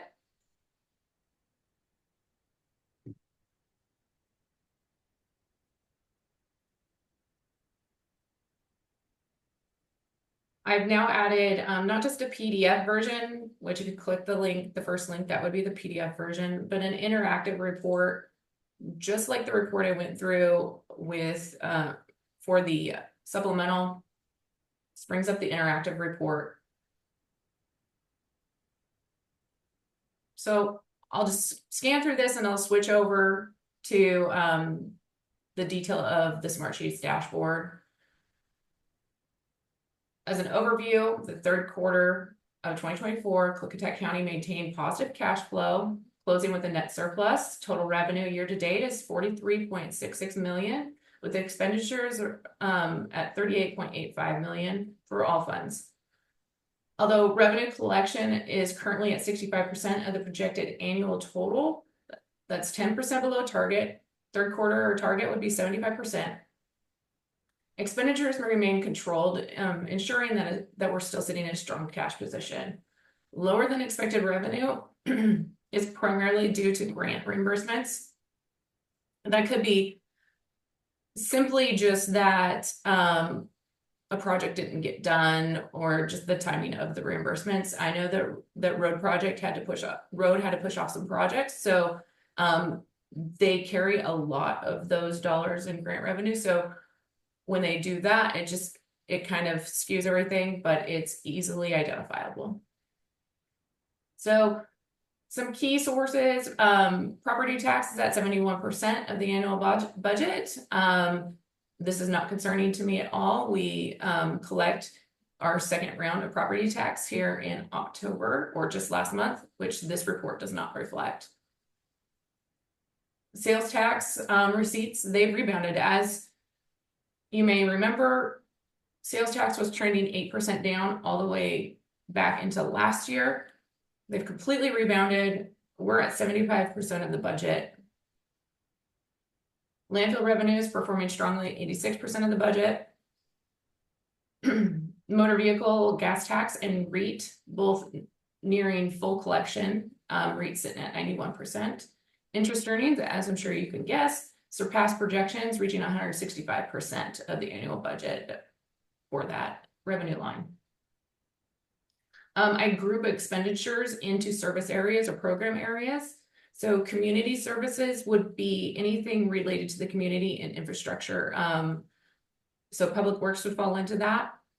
They're currently utilizing 42% of the amended budget, indicating that conservative spending relative to the projections. General government's at 55% of budget utilization, tracking well. And public safety as a whole are at 56% of the budget. Now, public safety is not just the sheriff. I want to make that clear. It includes emergency management as well as probationary services and court services. So general fund analysis. The general fund shows a slight surplus with revenues at 81% of the annual target and expenditures at 70%. So expenditures are trending 5% below target. Key revenue contributors, including property taxes, 70% of the budget, sales tax, 75%, while excise tax is remaining 15% below target.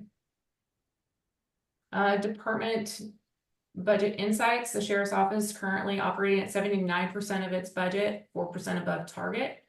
Unprocessed medical invoices, staffing challenges, and delayed payments have strained the budget, with projected year-end shortfall within the jail alone of $340,000.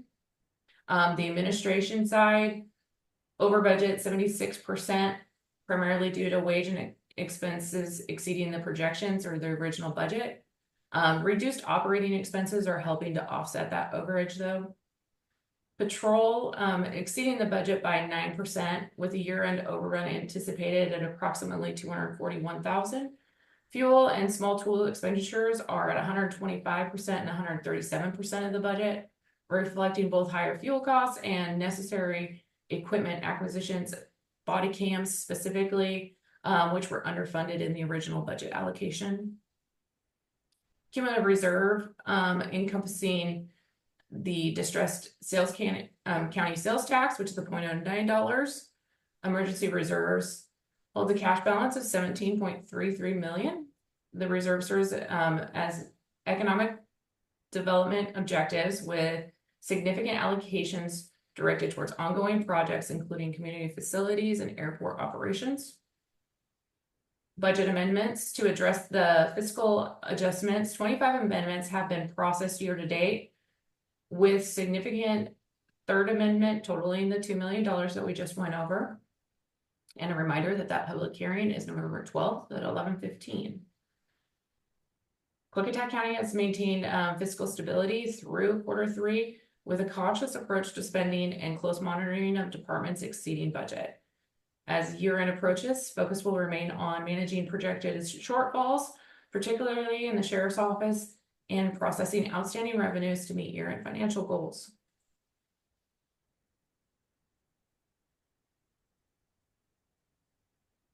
%65%. You can see that each quarter as a whole, net positive cash flow.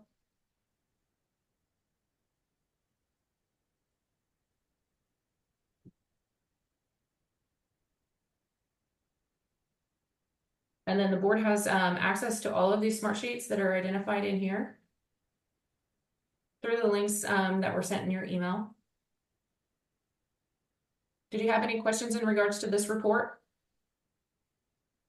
I do not. Mr. Anderson? No questions. Thank you very much. Good job, Jen. Okay, so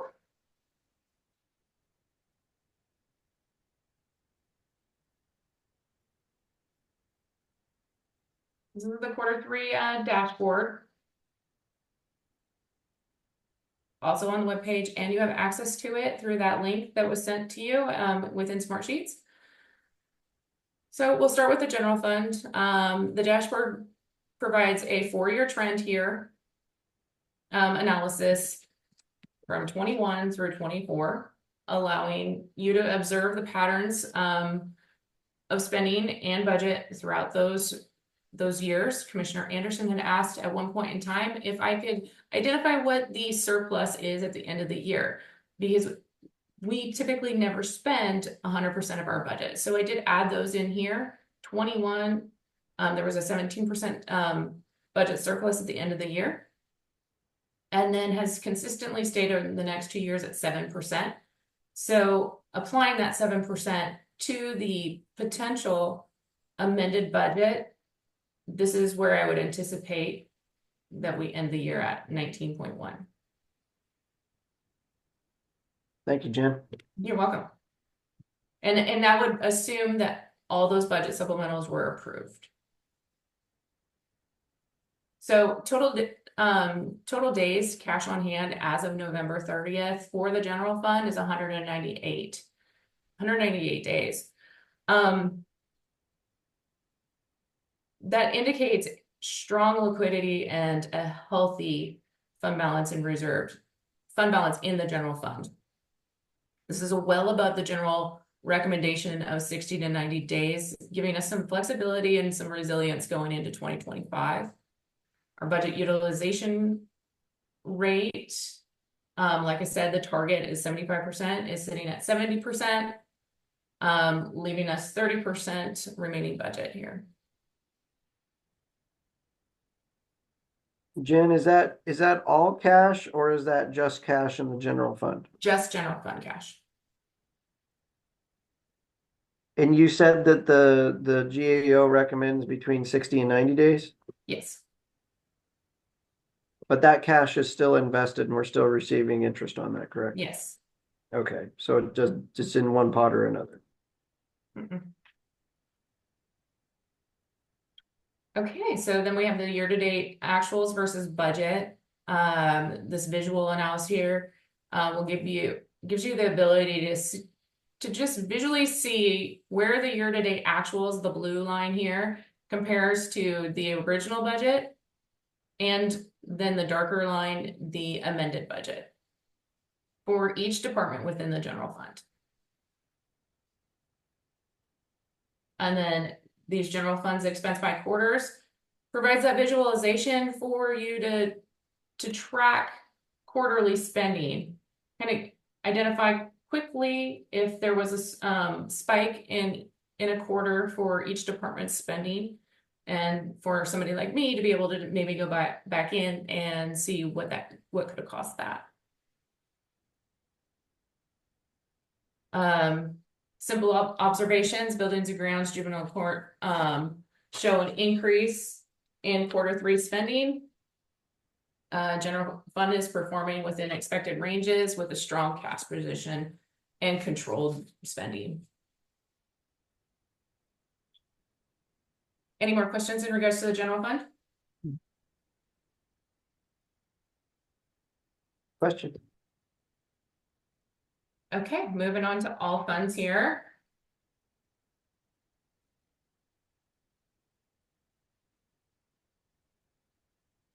Okay, I added a chart here for those current year budget intervention supplemental amendments to see, just really to kind of capture and be mindful of where we're putting general purpose dollars when we're making adjustments throughout the year to the budgets. And so you can go through here. Quarter 3 is still pending. But I wanted to put it, typically I wouldn't put it in, or the 2024-3 supplemental is pending. I typically wouldn't put it in until it was approved, but because budgets are so tight this year, and the way this report was starting to show, I wanted the commissioners to be able to have that foresight and see what was pending out there and how we were going to be dealing with some of those general fund departments who may appear like they're in the red right now or will be trending to be in the red. So again, with the year-over-year analysis here, what was actually spent in comparison to budget, when we have years where our budget is, 97 million, those are large capital projects that drive that budget number up. Budget utilization rate sitting at 53%. We have 47% remaining of the budget there. Same concept with year-to-date actuals versus budget, but by fund this time. So the general fund, you can see the blue line here with the amended budget on the bottom line there, and road. This is an easy visualization, especially for road with those projects that are being delayed. Really, they would be up closer to here if the projects were all happening on time. Any questions with all funds? No, ma'am. This section is new to the dashboard as well. But as budgets again get tighter, wanted to make sure that we're keeping an eye on maybe some costs that we potentially could control, such as overtime. So, as well as identify the personnel costs and the employees related to the budget. Overtime expenses are concentrated primarily in public safety and infrastructure, meaning public works with the infrastructure side of things. For this presentation, I focused on public safety because overtime in this area places additional pressure on the general fund using general purpose dollars that could impact other services. So we'll start with comp time. Comp time is earned by employees who work overtime. Instead of receiving immediate overtime pay, they receive equivalent time off to be used later. However, if employees receive a step increase before using or cashing out their comp time, the value of this accrued time increases. By county policy, comp time is paid out at the end of the year, which it's often at a higher rate than when it was initially earned due to those step increases. This setup increases payroll costs as the payroll reflects the employee's current potential higher rate rather than the rate when the comp time was accrued. This annual payment requires added strain on the budget planning, especially departments with higher overtime such as public safety and public works. So our year-to-date comp time hours, a little over 25,000. That's accrued hours through September 30th. And this projected increase in comp time liability costs, this would be what I would assume the added liability would be to the county at year end paying out those comp time days. Any questions on comp time? None here. Okay, so personnel expenditures by budget and fund. This would be the bottom line budget here on this dark blue line. So total budget, not just the personnel budget. And as you can see, the general fund takes up more than half of that. And that is year-to-date Q3 earnings. So there are a few funds where it's notable personnel expenditures are much higher than the operating expenses. Like I said, general fund is currently at 56% of budget used is people. We tend to end the year typically with the general fund somewhere around 70%. The other one is senior services. See, here's another one where it is 56% of their budget is people providing services to our county. And then the other would be public health. 60% of their budget is people providing those services to our constituents. Are both of those are mainly grant funded though, correct? They are. These ones are grant funded, senior services and public health. Public health actually does not receive any general purpose dollars at this point in time. Senior services receives a small amount of general purpose dollars. But it definitely just wanted to highlight to the board and the public that those are people providing services to the constituents, to the citizens of the public, to be able to have those programs in place. Mm-hmm. And then broke down the general fund by department and by quarter. So you can see if there were, we can kind of see if there were any spikes in personnel costs. Top departments obviously are the sheriff's office with the largest budget allocation within the general fund, followed by the PA and buildings and grounds. There were a little higher personnel costs in the first half of the year for the sheriff's office due to some retirements, and so, which leads to payouts. And then other key departments would be the courts. Those are mostly people. They have very little operating budget. Highlighting the focus on judicial and law enforcement functions.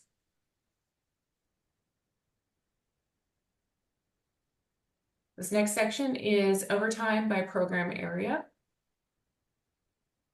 Overtime spending by dollars here. Breaking it down into program areas. I wanted to pull out infrastructure from the community in this section here, just so that we can capture, and I can capture and show the board that a lot of it is public works, which that's not general purpose dollars there, and doesn't impact the general fund. I just didn't want that to get muddied with other items out in the community area that would be within the general fund. So as expected, public safety has the highest overtime costs, followed by infrastructure, significant quarterly variations with a peak in overtime costs in Q3 for public safety, likely due to staff turnovers. And then overtime hours by area, I wanted to capture dollars versus hours, so you can kind of see the trend through there, how many hours equate to how many dollars, and find for myself, find an average annual hourly rate. This data helps identify high demand periods for specific departments and assist with workforce planning. Then I broke out the public safety sector over here. Those departments that typically have overtime adult probation will have a very small amount. Patrol, jail, and emergency management.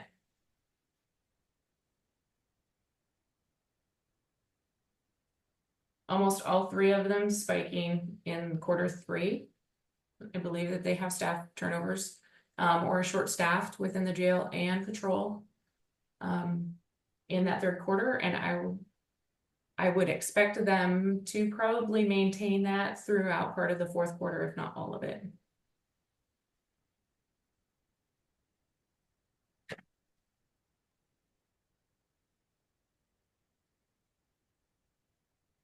So some potential insights: cost containment, identifying trends in high overtime areas, particular public safety, could help management implement measures to manage costs better, such as adjusting staff levels and higher demand quarters. Budget allocation, the sheriff's department and other judicial areas consume significant budget portions. Ensuring efficient use of those resources may improve overall financial health. Quarterly workforce planning. The peaks in Q3 for both costs and hours suggest potentially a need for strategic planning to manage demand efficiently and effectively. So these insights offer a snapshot of personnel and overtime management, highlighting areas for possible cost control and workforce adjustments to optimize resources throughout the year. Any questions? Down here. No. Do you have any idea how we rate with other counties for people within our budgets? Or are we people intense? No, you haven't ever looked at it. No. Everybody's so different. It would be hard to. It would be. ATR might have a better idea on that. They just from maybe the salary survey. Okay. Wasatch looks into that a little bit, and pretty much all the counties are in line in terms of how much you spend on people versus the rest of the the rest of the programs. As far as the expense out of the general fund, I mean, general fund is different for every county, but I can confidently say that it usually ranges between that 60 and 70% by year end for majority of counties, as far as the expense out of the general fund.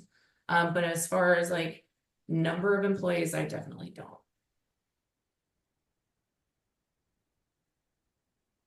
Yeah, and not all counties have the same departments in general fund. Some have 911 inside of it, some have them outside of it. So there's a lot of differences there as well. That's very true. It's extremely challenging to compare apples to apples.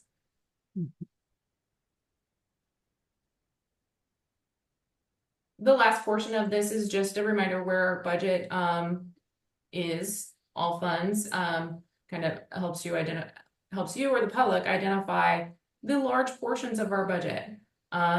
For the entire budget, general fund takes up 27% of that. Road department takes up 34%. ER&R, which is another public works, 8% there. Cumulative reserve. Senior services, those are the large pieces of that pie.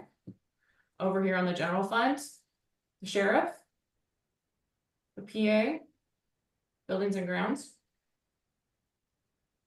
budget and IT,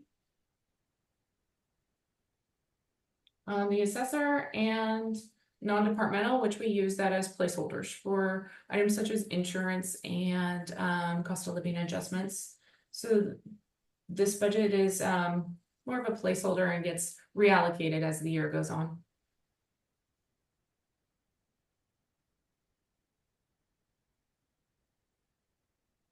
And that would conclude my presentation of the Q3 financial report.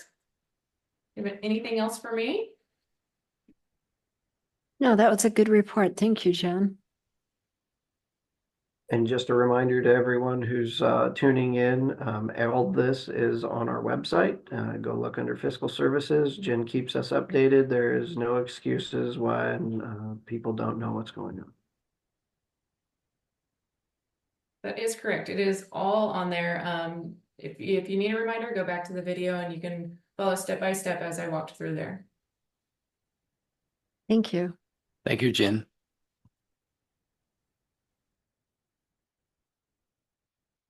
Did we have an update about any changes from the state? On the overtime issue, no, Casey will do that probably next Tuesday. Okay. Okay. So Thank you. we do know who's going to transition from exempt to hourly, and they've been notified. I believe Casey notified him before she left. Okay. So, as far as reporting that back to the board, we'll do it next week, I believe. Okay. Try to figure out how it all works. Nothing stays the same. Yeah. Just when you get used to it. Thank you. Thank you, Rob. Okay, so 10:56, we're doing good. Mr. Anderson, do you have anything else? I don't see anything that we can move forward or anything for the girls or. No, ma'am. I mean, we're down one commissioner, so don't mind waiting till next week for any discussions. Yeah, that works for me. And I always have work I can go do if we take our break before lunch now. With that, I would make a motion to recess for lunch, noting that we will be back at 1 o'clock. And I will step down in second. All those in favor? Aye. Aye, motion passes. Thank you. See everyone back at 1 o'clock.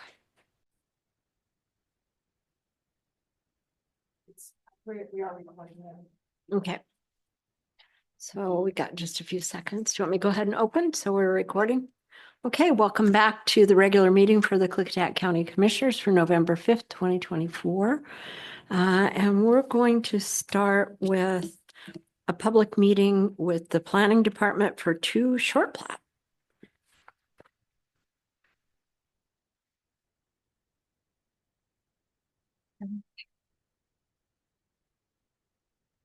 So we'll have a staff update. Okay.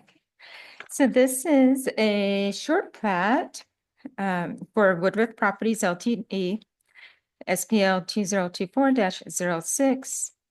Is a proposal to create 2 lots from parcel 06102655000400. The proposed short plat is located within a portion of section 26, township 6, range 10 of east of the Willamette Meridian, Klickitat County, Washington, and Trout Lake vicinity.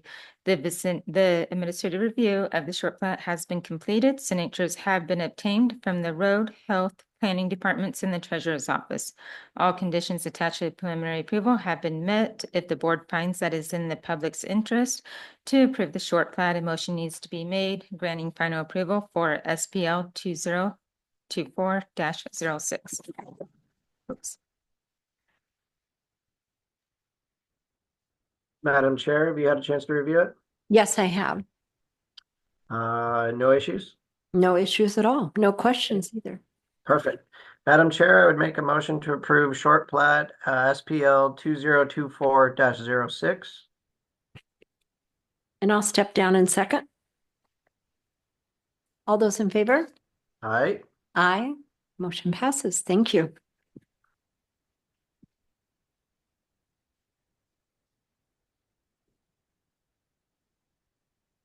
You can go ahead, sure. All right. So the second one is for a plat alteration. This is for Gary and Judy Gottschalk, SPL 2024-11 alt. Is an alteration of the original short plat of 2021-19, parcel numbers 0411 113021190200 and 04102521-190100. The proposed short plat alteration is located within a portion of Section 30, Township 4, Range 11, Willamette Meridian, and Section 25, Township 4, Range 10, in the White Salmon, Houston vicinity. The administrative review of the short plat alteration has been completed. Signatures have been obtained from the road, health, planning departments, and the treasurer's office. All conditions attached to preliminary approval have been met. If the board finds that is in the public's interest to approve this short plat, a motion needs to be made granting final approval of SPL 2024-11 alt. Thank you. Mr. Anderson? Yes, I would make a motion to approve the short plat alteration. And I will step down and second. All those in favor? Aye. Aye. Motion passes. Thank you. Yeah. Mhm.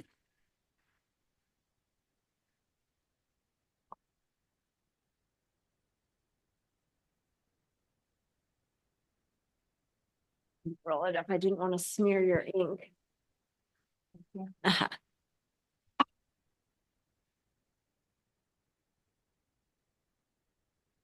Do you need to put absent or the commissioner, or does it matter?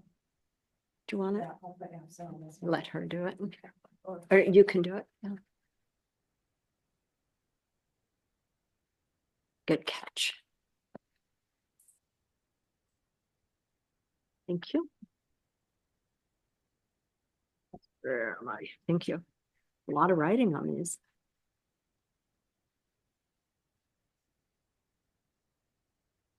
You just need this one signature on this one? That at all? Yeah, I don't see anything else. Thank you. Yeah, thank you. That's easy. Thank you very much.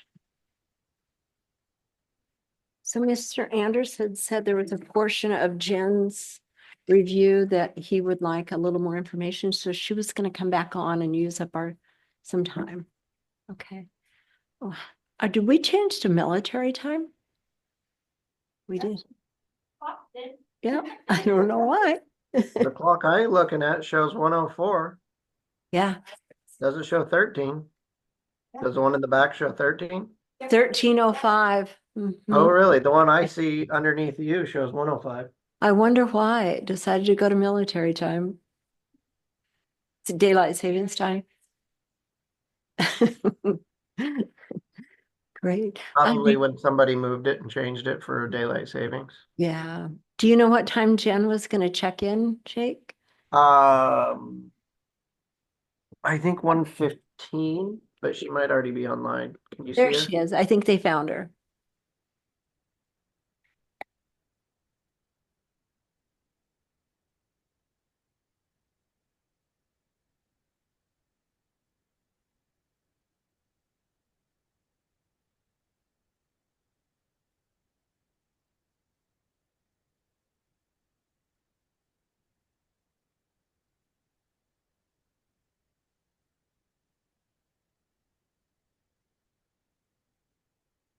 Do we have everybody always muted?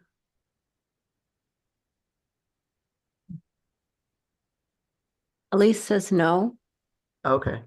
I didn't know after last week's What we were doing.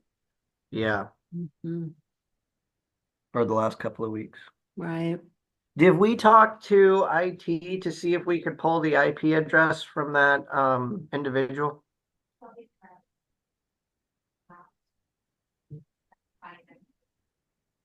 Did you hear that, Jake? What? No, I didn't hear it. The first time around, IT tried and they couldn't find it. I don't know if they worked on this last one. Okay. Just as long as I know if they were trying. Okay. Did You are?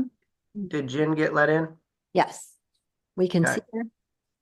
Good afternoon. Hi. There you Again. are. Yeah. Okay. So this morning, we didn't really talk about the sheriff's budget much. And in that quarterly report that I provided you was, 4 pages of analysis in the sheriff's budget, and I just want to see if you guys wanted to go through that. Yeah, I I would. would like to, yes. Go ahead, Jake. I'm sorry. No, I just said I would like to, yes. Sure. Okay. See if I can screen share here again.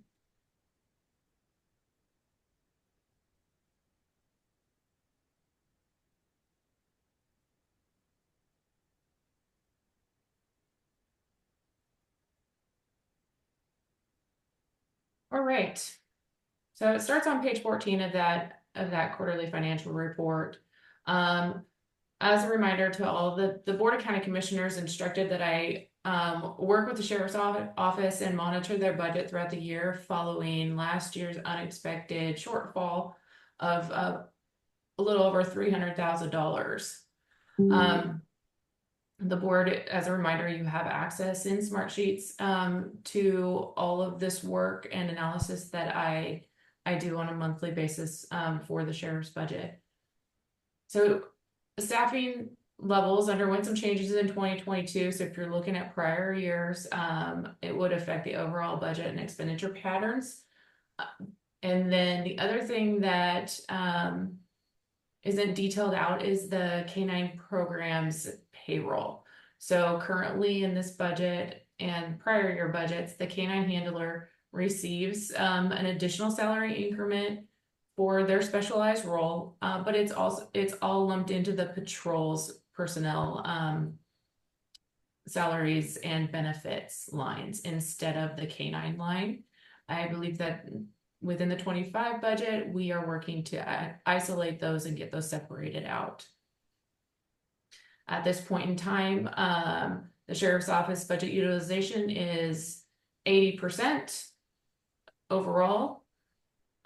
This chart right here breaks up each sub-department, highlighting where, because the sheriff's office is made up of 6 sub-departments, this one breaks them out by each sub-department: administration, patrol, jail, range, K-9 unit, Marine, and posse. So the majority of them are over budget. Currently, the range is not. We do not, for the majority of the year, we have not had a range deputy. The K-9 unit is not. That's under budget. And the posse is not. It's also under budget. The Marine portion in the general fund here is a grant match for that Special Revenue Fund 108, the Marine Fund.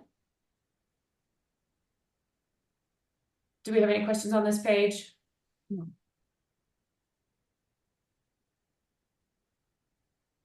No, I just, you said they're at 80%. What was the date of that by?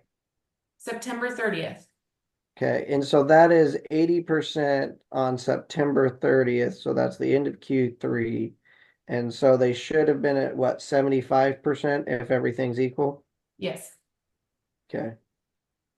And so if Correct. they're running, And just for the board's reference, I can't get October's numbers in there until payroll for the final pay period of October is complete, which will not happen, and those reports will not be available until November 10th. okay, so they're in essence running 5% over budget, is what you're saying? Yes. Or is that expected to get worse? If I would expect it to get worse, with the anticipated overtime due to staffing shortages. Okay.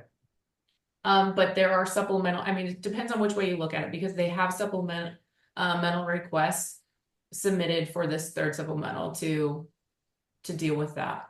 So that's where I'm getting at with this, is that this is our last chance to do a supplemental. And I know you've been working with the sheriff's department and you put, what was it, $600,000 in there? Yes, I did meet with Sheriff Songer and we went through it.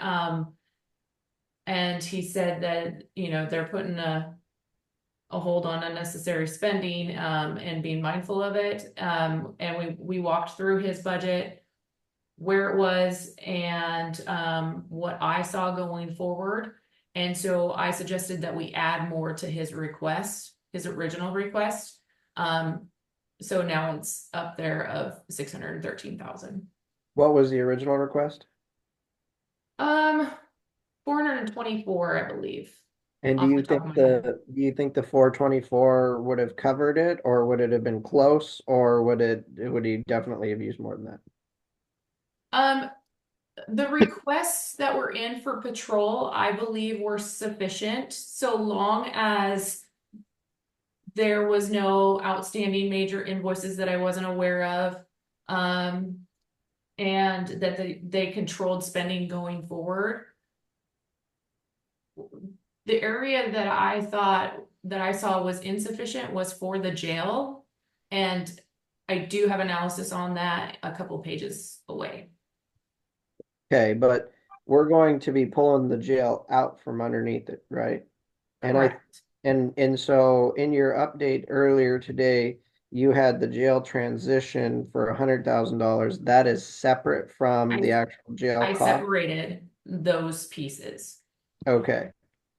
And so if you'd pull the jail out, then what is that amount? What would that amount have been? So From in the 630 analysis here, jail side. I ran the analysis as if the jail was operating as is under the sheriff. Okay. Because I kept those supplementals for any transitionary costs completely separate from the sheriff. And identified them as BOCC jail corrections. Got And that was the $111,000. Right. I saw a shortfall of approximately $340,000 to $345,000 if the jail continued to operate as is under the sheriff. And that is due primarily to medical. So we have staff shortages, so we have uptick in overtime expenses, wages and benefits,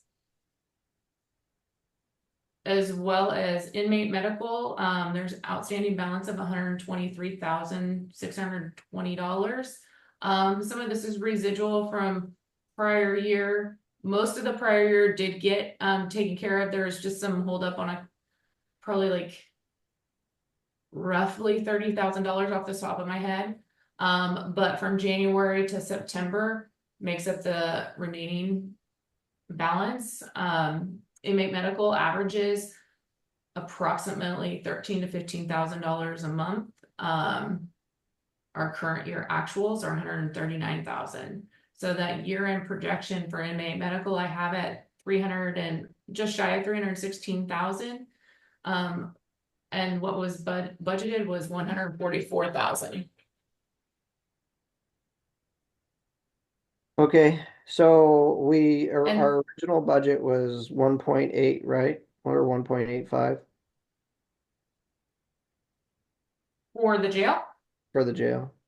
1.749 was the original budget. Okay, 1.749, and we're really going to be 350,000 plus thereabouts over that. Yeah, operating as is, yes. Right, operating as is. So our basis is really about 2.1. Correct. Okay, and then in patrol, same thing. So you said 600,000 and half of it's going to the jail and the other half of it's on the patrol side, right? Patrol and administration side. Yes. I'd have to Okay. pull that supplemental up to see exactly where it is, but yes, there was a few $100,000 there that was going to patrol and some movement around to reallocate to other areas, unused budget, trying to get those in the areas that they are actually being expended in. Got it. Which that's just moving money around. That's not additional monies needed. Correct.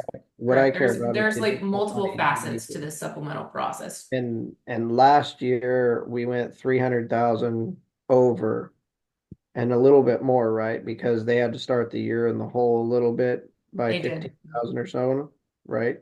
Yes. And so this year it's going to be close to 300,000, or is it going to be a little bit more than that? We were off from our original budget allocation. It's going to be more than that. More than that.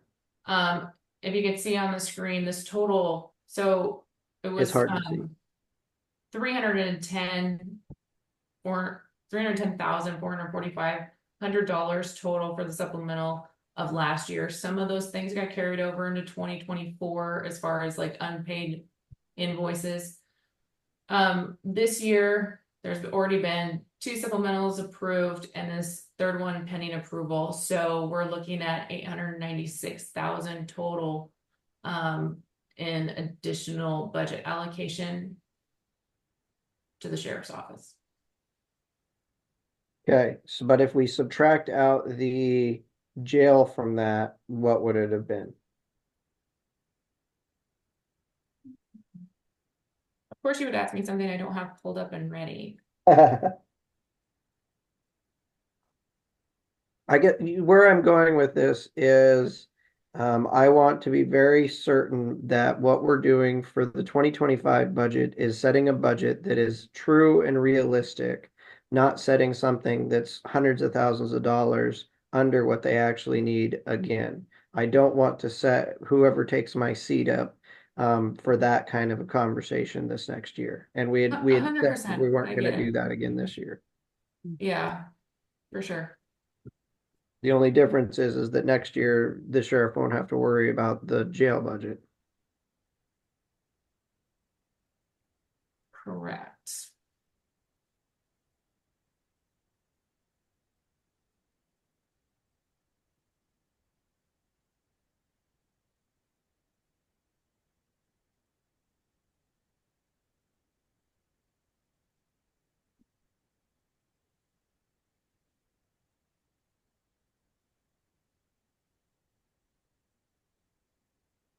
I apologize for the delay. I'm looking for that answer.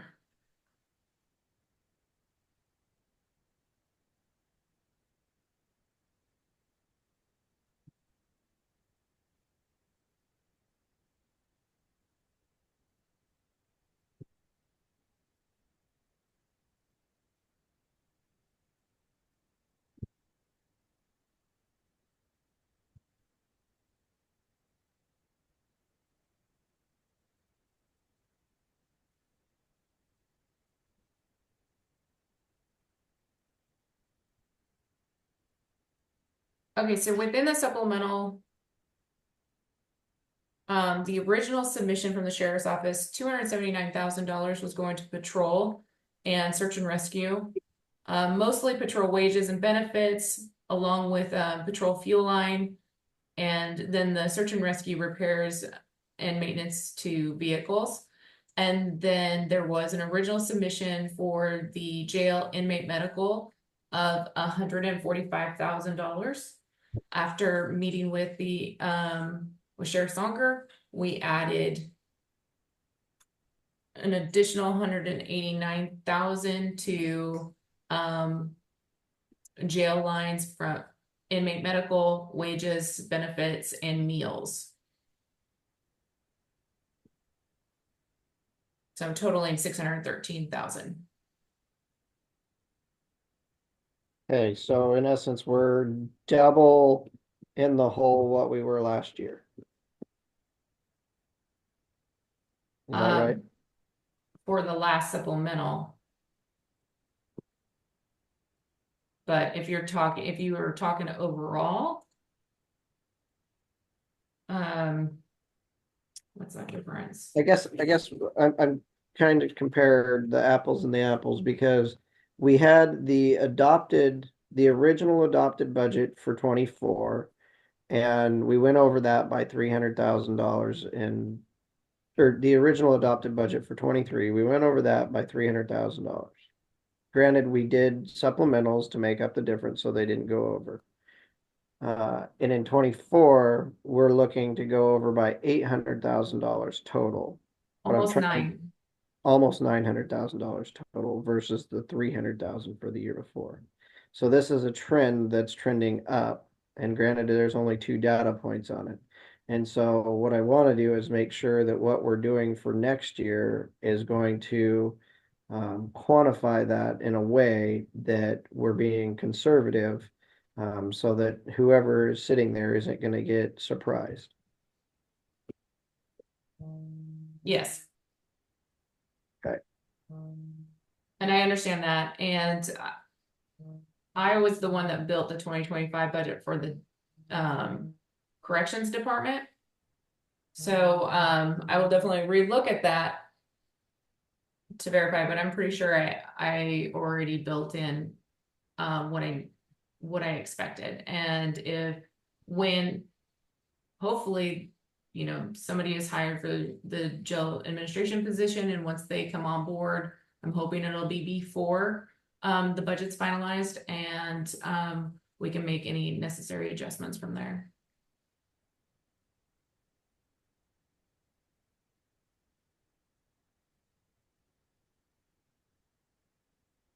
So in an effort to identify where spending went off course in each sub-department of the sheriff's office, I compiled the following report here. There is a target percentage at each month to meet or attempt to stay under in order to evenly distribute the budget throughout the year. You hear me talk about target percentages every quarter. As you can see below, administration started to spend over target in March, patrol in February, and the jail started off in January, and then Marine in February. So if you look on the interactive report, you can just hover over the chart. It'll identify the target percentage at 8%. Marine in January was at 1%, jail at 10%, patrol at 8% on target, administration 8% on target. Here in February, target percentage is at 17%.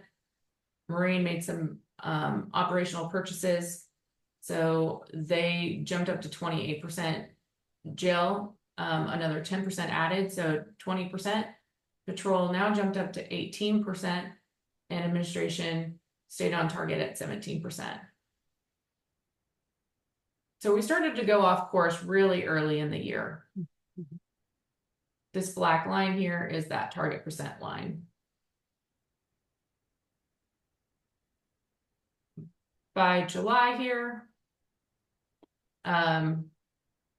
all of those departments, sub-departments have exceeded target and just continued to do so.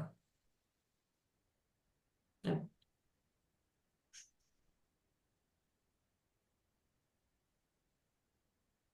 So I just had this page up. We just walked through all of those supplementals. This page also shows year-over-year comparisons. 2021 total expense 5.3, 2022 total expense of just shy of 5.3, 2023 5.6. Here we are already at 4.3. The current amended budget of 5.4, but add another 613,000 if you approve the supplemental to that.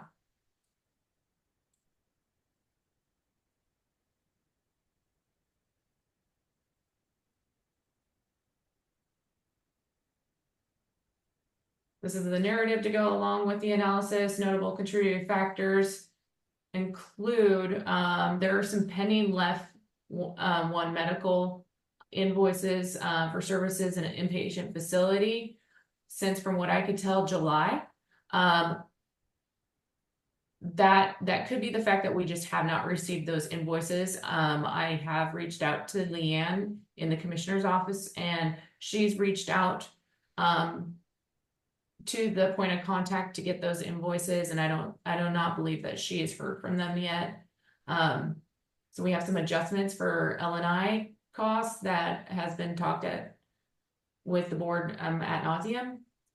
Staffing shortages causing some overtime, outstanding medical invoices, Like I said, still a little residual from 2023, but 2024, January through September.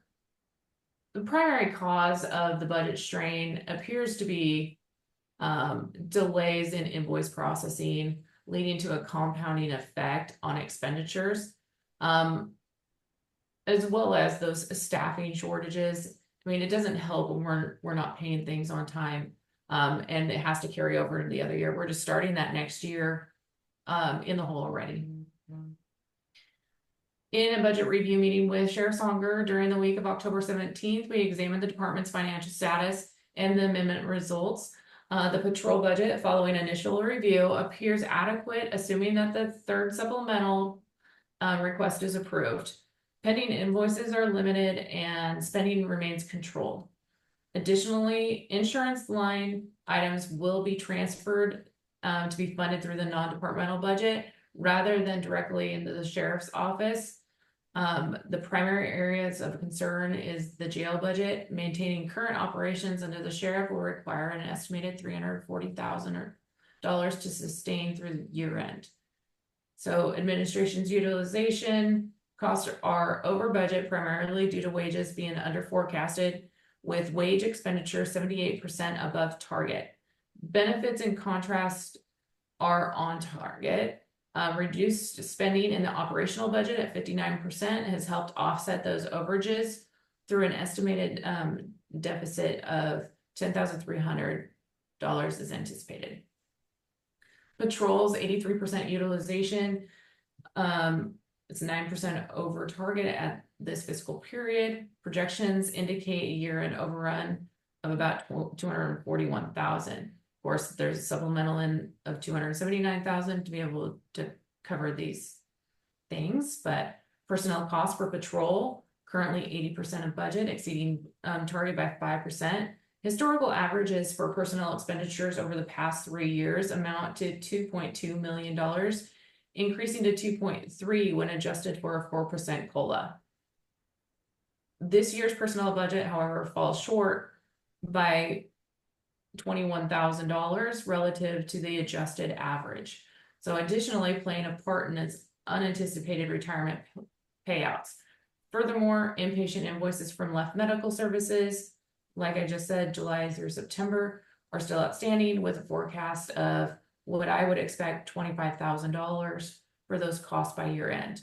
Those currently fall under the patrol's personnel budget, but we are in 2025 moving those over to the Board of County Commissioners left one budget. Operating budget analysis, 93% for patrol. The fuel utilization is 125%. Fuel expenditures have reached 125% of allocated budget. The 3-year average for fuel costs is 147, almost $148,000. Yet submitted budget was at $46,757, below the figure. With monthly fuel charges ranging between $14,000 and $15,000, and additional $45,000 is projected for the fourth quarter. Small tools, minor equipment, budget utilization at 137%. Expenditures in this category are primarily due to a $70,000 contract for body cameras. The current budget allocation was insufficient to cover the cost of the body cameras and any additional minor equipment needs. Didn't we know what the body camera cost would be, and that was supposed to be built into the budget? Because we do that on a multi-year basis, right? Yeah, I believe so.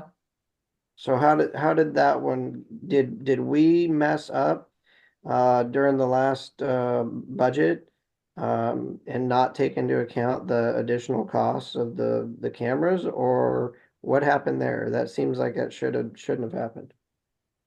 It does seem like it shouldn't have happened. I don't have access to those contracts, so there's no checks and balances there when budget requests are submitted to me. Okay. So it wasn't on the commissioners. It didn't come from us. It came from what they submitted. Correct. Got it. Okay, one other thing on here that when I read it, it doesn't make a whole lot of sense is it says the the administration, there's 76% utilization, but administration costs are over budget primarily due to wages being under forecast. And then it says with wage expenditures 78% above target. Is that 78% utilization? Because 78% above target seems like a Yes, huge number. utilization. Okay, can we make sure that, because I think when you gave the Q2 update, we had the same thing happen somewhere, because this is bringing back a memory that it didn't see, it was a percentage that you're like, well, that can't be, it would, the number of the utilization would have to be way higher than that if you're that high above target. Yes. Yeah, I will correct that. I must have been typing too fast. So, but yes, like the wages can be higher. The wage percentage of utilization can be higher. So, and higher than the overall utilization, so long as described in here, like the operating expenses is significantly under budget utilization. As it is, it's at 59%. So it offsets that overall subdepartment utilization. I guess what would be the easiest for me to understand and the way my mind works is if you would say that the wage expenditure is in essence like 5 or 10 or 15% above the target. Because then that's something I can look at about, okay, this is how far off we are versus the percentage of the utilization. Does that make sense? Yep. All right. Noted. So marine utilization is 129% of utilization. Despite exceeding budget targets by a significant percentage, the actual dollar amount is modest within that subdepartment of $1,600 over budget as of September 30th. Although there is an anticipated expense that likely hit the budget in October, end of October, and that would be for insurance. There will be this insurance portion of this insurance charge being allocated to this subdepartment in the general fund because the Marine Fund has already used up all of its budget allocation and does not have sufficient budget to cover that portion of the insurance. So because this subdepartment serves as a grant match for Fund 108, the decision to allocate the remaining payment to this subdepartment was made by the auditor and communicated to Sheriff Songer. Did that make sense? Made sense? Perfect. So then lastly, we've kind of already discussed the jail. This is an analysis as if the jail was to operate as is under the sheriff. They do not include any potential transitionary costs to the jail to the Board of County Commissioners Corrections Department. The supplemental requests for any of those of the transitionary costs are completely separate from the sheriff's supplemental to keep things as clean as possible through this period. So the jail sitting at 80% utilization. As we discussed, if it continues to operate as is, it will be roughly $340,000 over budget at the end of the year. Contributing to this was wages and benefits. Current monthly average is $129,000. Q4 projections, $397,000. Total year-end projection of 1.56 versus a budget of 1.428. So there's some back due L&I for incorrect classification. That's $8,900. Total year-end projection of 1.569, which exceeds the budget by almost $141,000. I did add a small little buffer to accommodate any uptick in overtime due to staffing constraints. We've talked about the inmate medical, and those year-end projections are I project almost $316,000 versus a budget of $144,000, resulting in an overage of $172,000. Inmate meals average about $8,200 a month. Current year-to-date actuals are $71,000. Year-end projections, just shy of $144,000 versus a budget of $89,000 with a potential overage of just shy of $15,000. I added this chart down here for jail projected year end for this year, percentage increase over the prior year budgets and actuals. So we have 2022 actuals here at 1.698. So we're going to come in, projected to come in at 13% over that 2022 actuals. The 22 amended budget, 1.7. 23 actuals was 1.74. So we'll come in about just shy of 11% over. 23 amended budget was 1.782. So 8.83% over. And our 2024 original budget, I project that will come in at 10.53% over that original budget.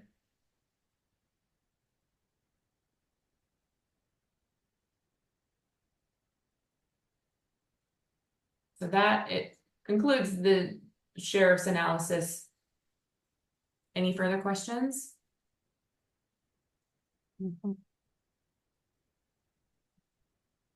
Questions? Thank you for continuing to dive into the sheriff's budget, and thank you for working with the sheriff and giving them all the help they need so that this supplemental is going to be a success, and hopefully we don't need an emergency on the last day of the year. If we're doing that, we are in trouble. So trying to avoid that at all costs.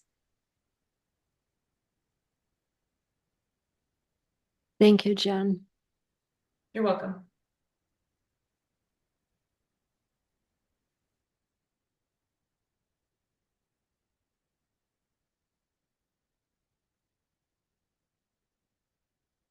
Thank you, Jake, for going back over that. Of course, I was just trying to get us through, to our 2 o'clock meeting. So, and I know that there's been a lot of public statements made and a lot of numbers that have been thrown out there about millions of dollars. And I just wanted to be clear to the public that Jen and our team are working diligently to ensure that the sheriff has the budget necessary to do the job that's necessary, and that we are working together to ensure that that happens.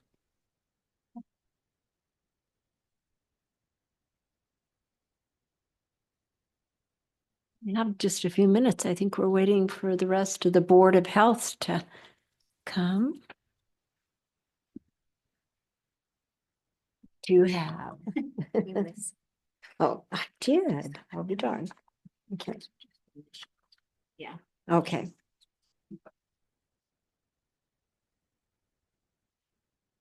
Okay, I'll check them all again.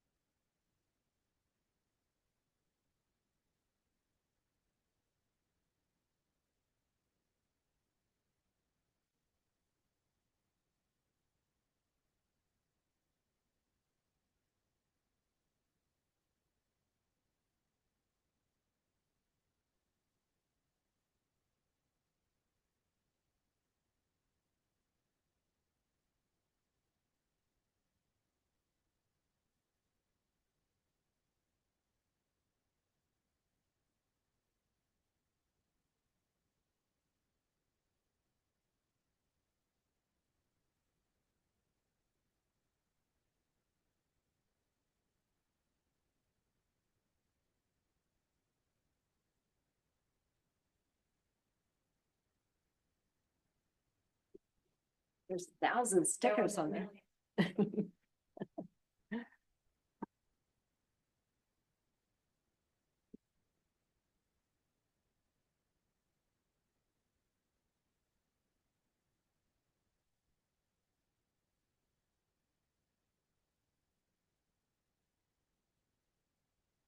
Oh, Kathy, do you have any updates or we'll put you on the spot?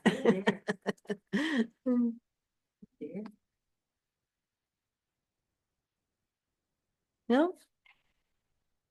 Did you have luncheon last week? Yeah, Okay, we had a meeting last Friday okay. and it was pretty uneventful. We've talked about, all the elections that are going on right now and who's gonna win and this and that. And, Mm-hmm. nationally, I think it's pretty up in the air, So Are you holding any kind of event this evening or no? yes, there is an election night party at the High Prairie Communities. Okay, Party's putting on. okay.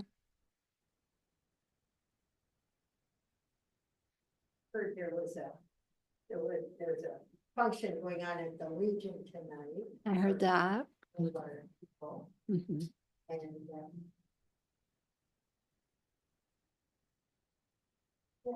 And I think that starts at 7 or something like that.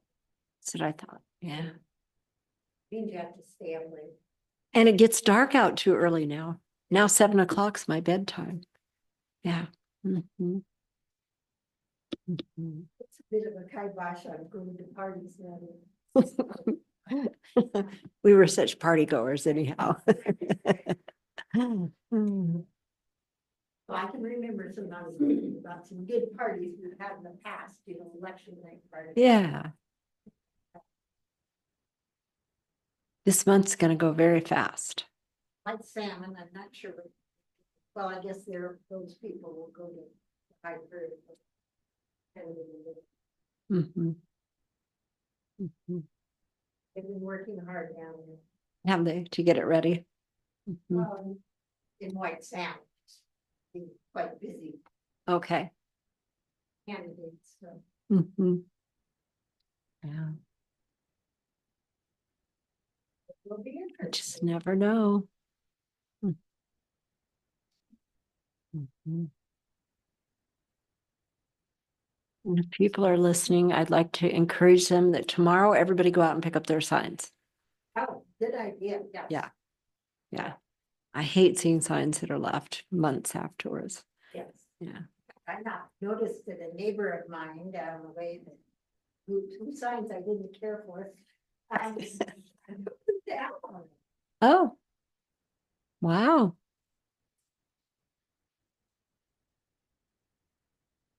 Sure.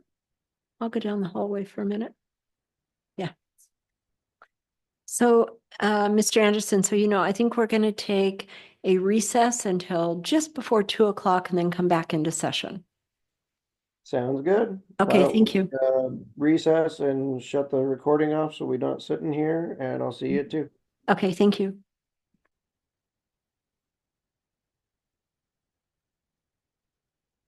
Okay, we're going to open up the county commissioners meeting from recess. And then we're going to recess again and open up as the Board of Health. It's all the fine points of things we have to do. So we'll call to order the Board of Health for Klickitat County on November 5th, 2024, for our 2 o'clock meeting. So I would entertain an approval of the agenda. I approve the agenda.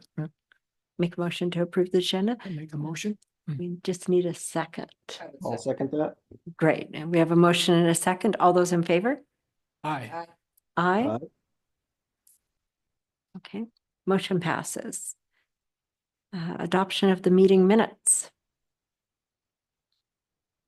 Do I hear a motion? Well, You have questions? I have one comment on a possible typo. Okay. Under Dr. McCullough's, under his health officer report, line 4 on page 1 of our minutes. The sentence reads, Dr. McCullough commented that the COVID vaccine is underdeveloped. And I recall, I believe, hearing under development.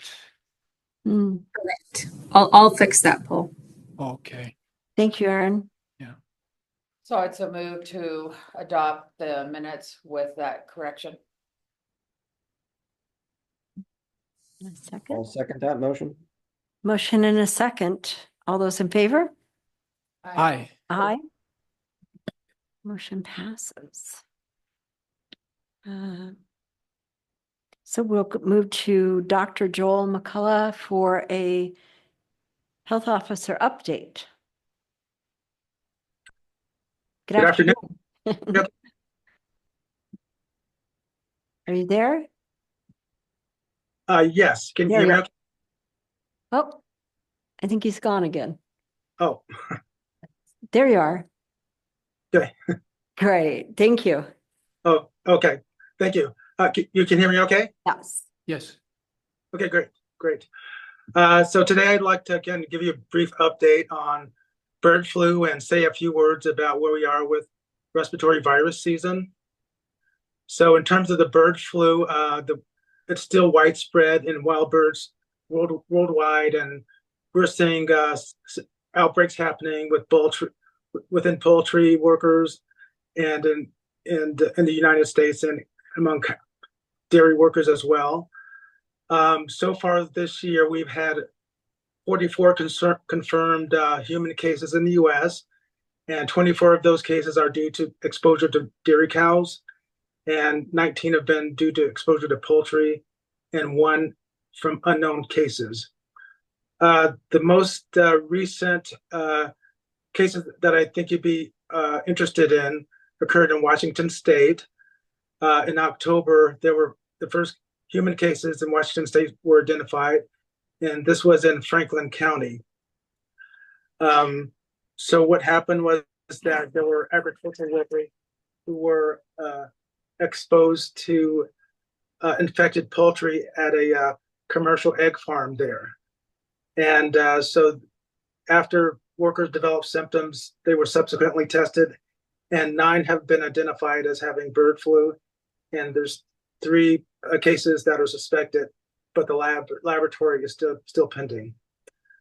So Department of Health and Health Department there and CDC are working together on this ongoing investigation. So despite all these cases, the risk to the general public remains low. The most high-risk people are those who are exposed through their occupations, working closely with dairy cows and poultry. Next to respiratory virus season, we're still pretty early in the respiratory virus seasons. The current viruses that we normally track, COVID, the flu, and RSV, the levels are still relatively low at this time. We anticipate their levels will rise in the coming months, so there's still time to do the most effective thing to prevent severe illness is to get a vaccine. So, and there are vaccines available for all three of these viral illnesses. So that's my brief update. Any questions? Questions? Anyone online with questions? No questions for me. It's great to hear a short, easy, simple Board of Health update, because that was not the case for the first 2 years I was in office. What are the symptoms of bird flu? Just like a flu? Fever? They can be anything like the flu. I think most of the cases that we've seen for this round of bird flu has been very mild. Most cases have been only having red eye or pink eye conjunctivitis that we call it. So that's very, very mild, but most of the cases have just been mild, like cold-like symptoms. Okay, thank you. Sure. Great. Well, thank you, Dr. McCullough. You're welcome. Okay. Aaron Quinn.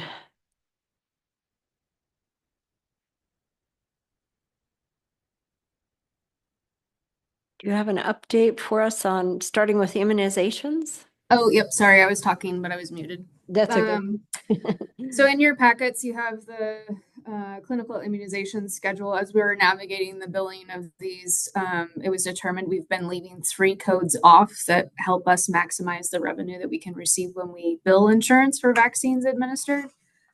So really, this is about adding the last 3 billing codes. So the administration of a COVID vaccine, the administration of a first vaccine, and the administration of additional vaccines.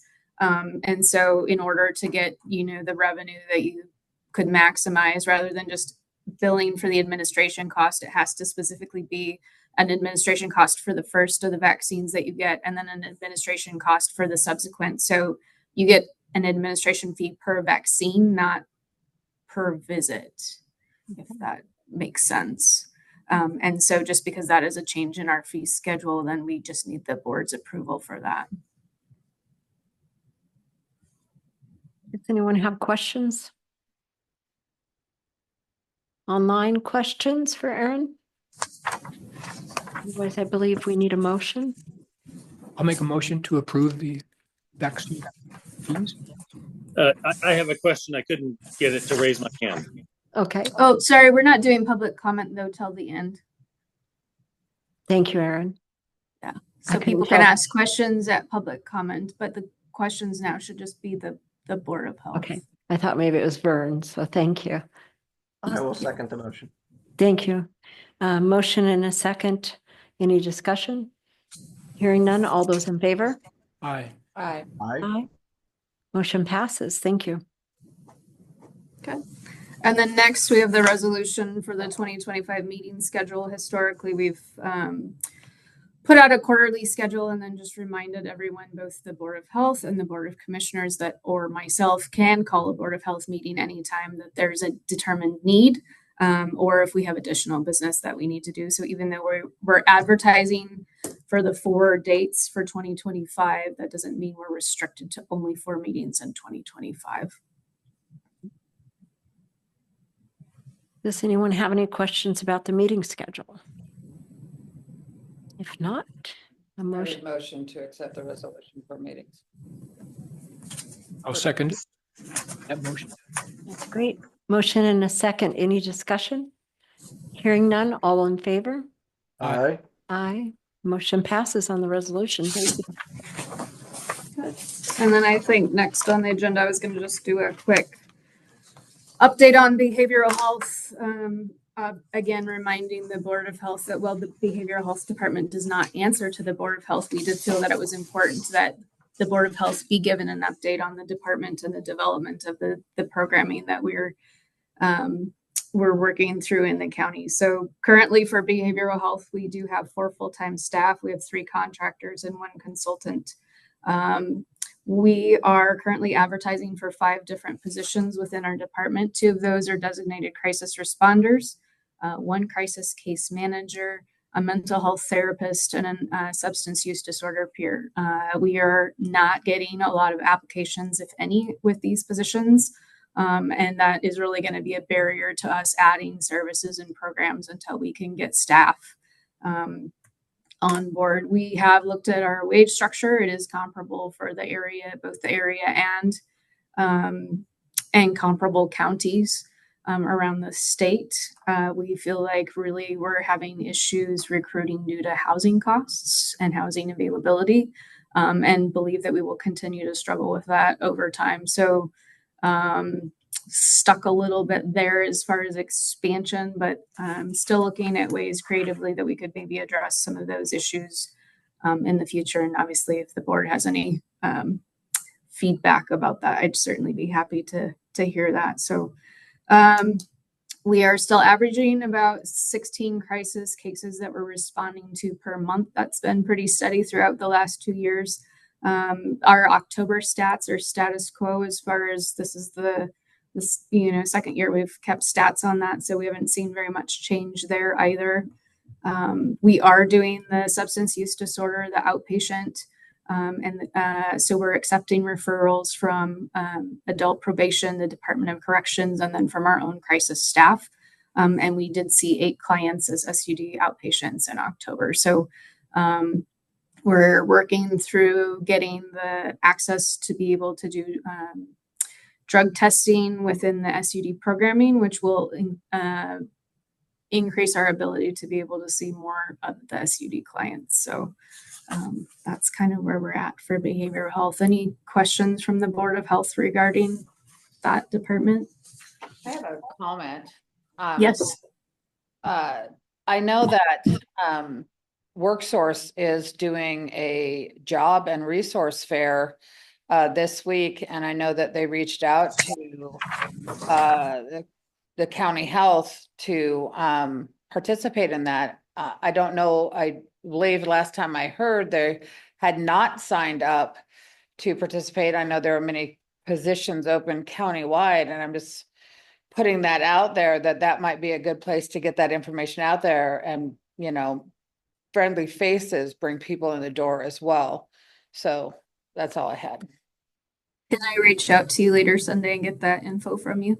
You may. Thank you. Okay. Any other questions? Okay. And then I think there had been some discussion about farmers market and food fees in the past, and so I wanted to be able to present those as well today. Also in your packet, you should have the Klickitat County food program fees comparison. So we compared our fee structure to counties of comparable size and general business. And so really looking at our fees are much cheaper than most of the counties as they're providing food services.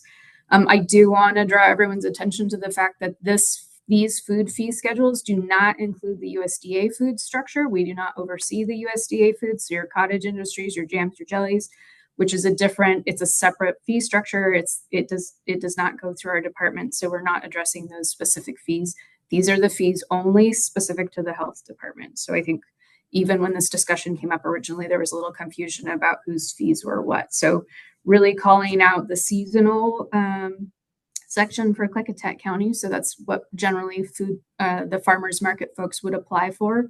That's a 4-month permit. So it's $150 for a seasonal permit for us. We lose money on that. Generally, our average, when we look at just the minimum amount of time that it takes to process a food permit and what it goes into it, our cost on our end is $200. So we are already, and that's a very safe estimate, like very minimal estimate. Generally, it would cost more than that. And so even though $150 can feel very prohibitive to a lot of people, the county is already losing money on that fee structure. So I know the Board of Commissioners had talked about what it would look like to subsidize something like that. In 2023, we granted 11 seasonal permits. So, I mean, for us, that's a revenue of $1,600-ish. So anyway, just for your own awareness. I don't know if there's anything actionable on that or if there's any questions, but just wanted to follow that up that we had talked about. We would present that information. Appreciate that, Aaron. Thank you. Yeah. Any other questions?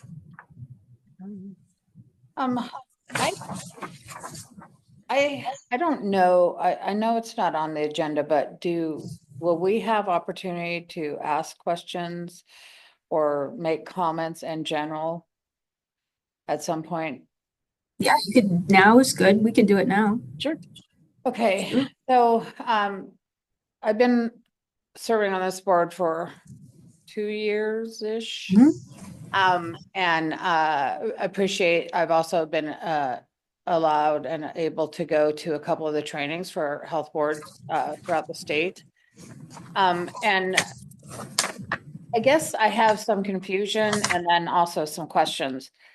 So many health boards and other parts of our state address many different factors.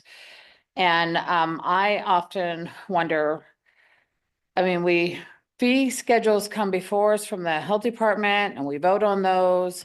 And but I feel like we as a board should be addressing more within our community. Because health involves a lot more than just fee schedules through the health department. And I know that we're moving into a period of transition, and I think this is a great opportunity or time to really look at what we as a board are really doing in our county to address the health needs. Because our health needs involve economic stability, education access, healthcare access, neighborhoods, built environments.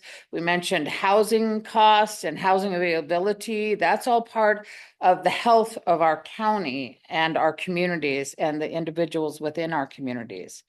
And so I just feel like there's more opportunity and there's more that we could be doing to at least discuss, identify, address. I don't know in what capacity, but I feel like we can be doing more, or at least discussing more about how we can meet our people's needs. Thank you, Sunday. I really appreciate your comments, and we've talked about this before, and I am looking forward to working with you and Paul on developing a little bit different agenda for 2025 after we'd had that conversation. So, but I appreciate how you presented that, and I think all of those things are important. And thank you both for being on the Board of Health. Yeah, and I look forward to hearing from you guys there and what you come up with. We have a lot of other partners, just like you were here a week or so ago with some of the other partners. We have the housing corporations and WAGAP, and we could be coordinating a lot of that. So that'll be interesting to hear with what you come up with. I look forward to it. Thank you. Let me see, Erin, you still, we did farmers market, so. Yeah, so, oh, good. Go ahead. Yeah, so we're gonna, the Southwest Accountable Communities of Health, so SWATCH is one of our community partners, and they're going to present to the Board of Health about managing the opioid funds that have been awarded to the county. So Nicole Peppers and Ashley Gaffney are gonna present this. The Board of Health will hear their presentation. However, the decision whether or not they are utilized by the county is the Board of Commissioners. So certainly the Board of Health can hear the presentation. We can talk about the presentation, but the final vote will come from the Board of Commissioners only. So I have talked to the commissioners about the opioid funds before, and it was both my recommendation and the recommendation of the Finance Committee when I met with them. And I think at one point, I don't think Lori, you were there at that meeting, but I think Greg did later present to the board that we have a third party manage the funds, do the overwhelming and complexities of managing the grant requirements. So we are just so fortunate that SWATCH has stepped up and offered to do this for us. And I think there's just a lot of value in having them manage these funds for us. So I don't know if they need to share their screens, but hopefully Nicole and Ashley are ready to present. Good afternoon. Good afternoon. Thank you for having us.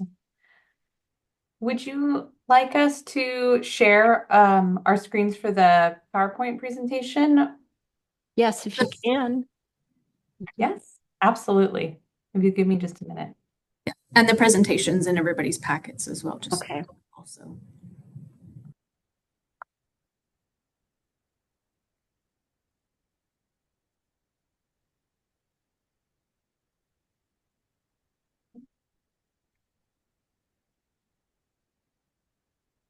Okay. Can you see a screen that says needs summary on it? Yes. Yes. Yes. Okay. Well, thank you so much for having us here today. My name is Nicole Peppers, and I'm the Executive Director at the Southwest Washington Accountable Community of Health. And I am joined with Ashley Gaffney, who is the Director of the Community Health Improvement, one of our 3 programs here at Swatch. I'll speak briefly to our proposal and who we are as an ACH, and then Ashley will present with more specifics. The proposal that you have in your packets is a proposal for Swatch to manage the funds that Klickitat County has and will receive as part of the Washington State Opioid Abatement Fund settlement. We are proposing that Swatch can support Klickitat in this by managing the funds, the contracting process with eligible entities, and the communication process, which would include a public-facing dashboard. As you can see on the screen here, we've included a needs summary that includes all of the required elements that are complied and carried out in order to successfully facilitate the funding. And then just briefly to note about Swatch, we are one of 9 accountable communities of health in Washington State. We have been, since our inception in 2018, deeply committed to addressing the opioid use and substance use disorder crisis in Southwest Washington. We are qualified to manage funds, contract, facilitate community engagement, and we are skilled conveners. We also have a large regional reach for our communications efforts. And then as one of 9 ACHs, we are also well skilled in managing funds that come from different and complex sources, including state and federal sources, and have been able to carry that out consistently year over year. To speak more specifically about the project that or the proposal that we have put in front of the board, Ashley will, I'll pass it over to Ashley now to speak about the project itself. Thank you, Nicole, and to the Board of Health for your time and consideration. So for the project manager, project management, I would act as the project manager for the opioid abatement funds. My role would be to work with the Board of County Commissioners to support the county with convening and facilitating the Opioid Abatement Council, managing funds disbursement, and among other responsibilities. Swatch Communications would develop and maintain a public web page, and that would be updated at least annually per the One Washington MOU. For the timeline and next steps, I want to point out the highlights for 2025. In January, Swatch would enter an MOU and determine the Opioid Abatement Council. In April, we would release the application for funds.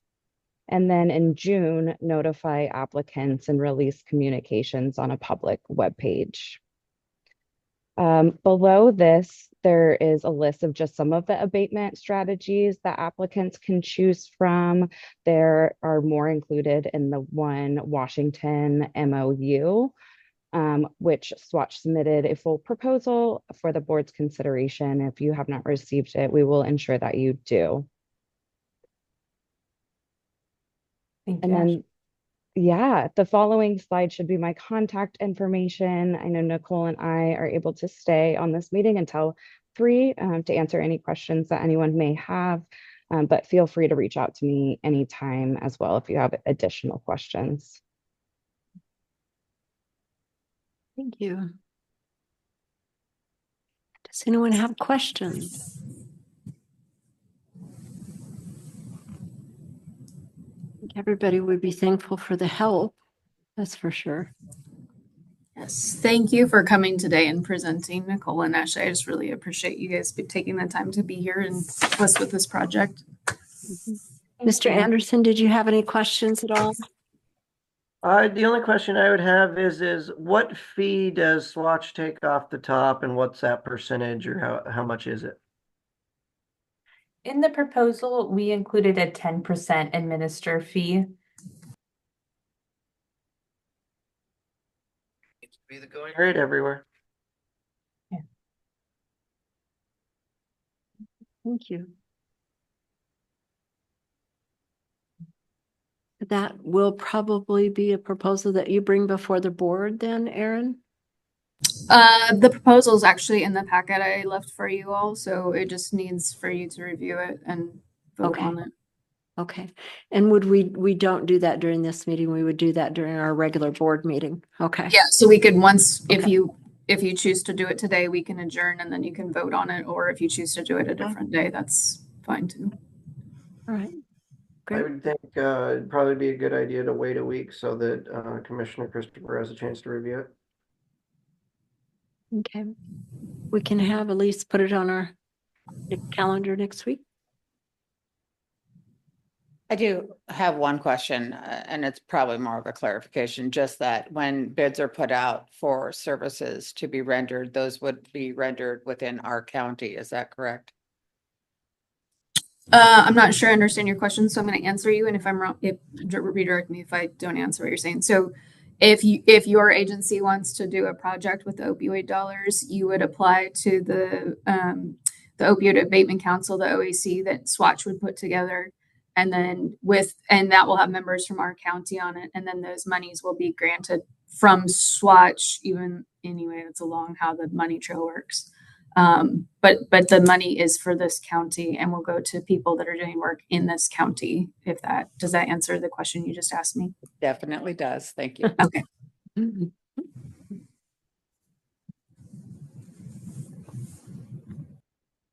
Oh. We have nothing else. We have public access to the board, so public comment. Did we have someone that wished to give public comment? Vern? Good afternoon.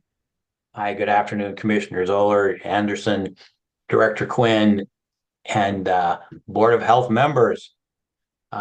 My name is Vern Harple. I am a retired physician, retired county health officer, and a lobbyist on trying to get the opioid abatement funds managed and distributed as soon as possible. The timeline that's been presented is disappointing, but I guess it's the best that they can do. I've been talking with the fellow commissioners, the Board of County Commissioners, on where the funds are, and have gotten feedback that the health department's the person to talk to. And I just heard from the health department today that Swatch is now going to be managing as well. So that's kind of good news. At least I know where the funds are possibly going. I guess they're in limbo right now. My question would, well, first of all, I would encourage the county commissioners to adopt this proposal from the health department as soon as possible, like at the next meeting. I don't know who other folks are lobbying to get this funds working, but I have been.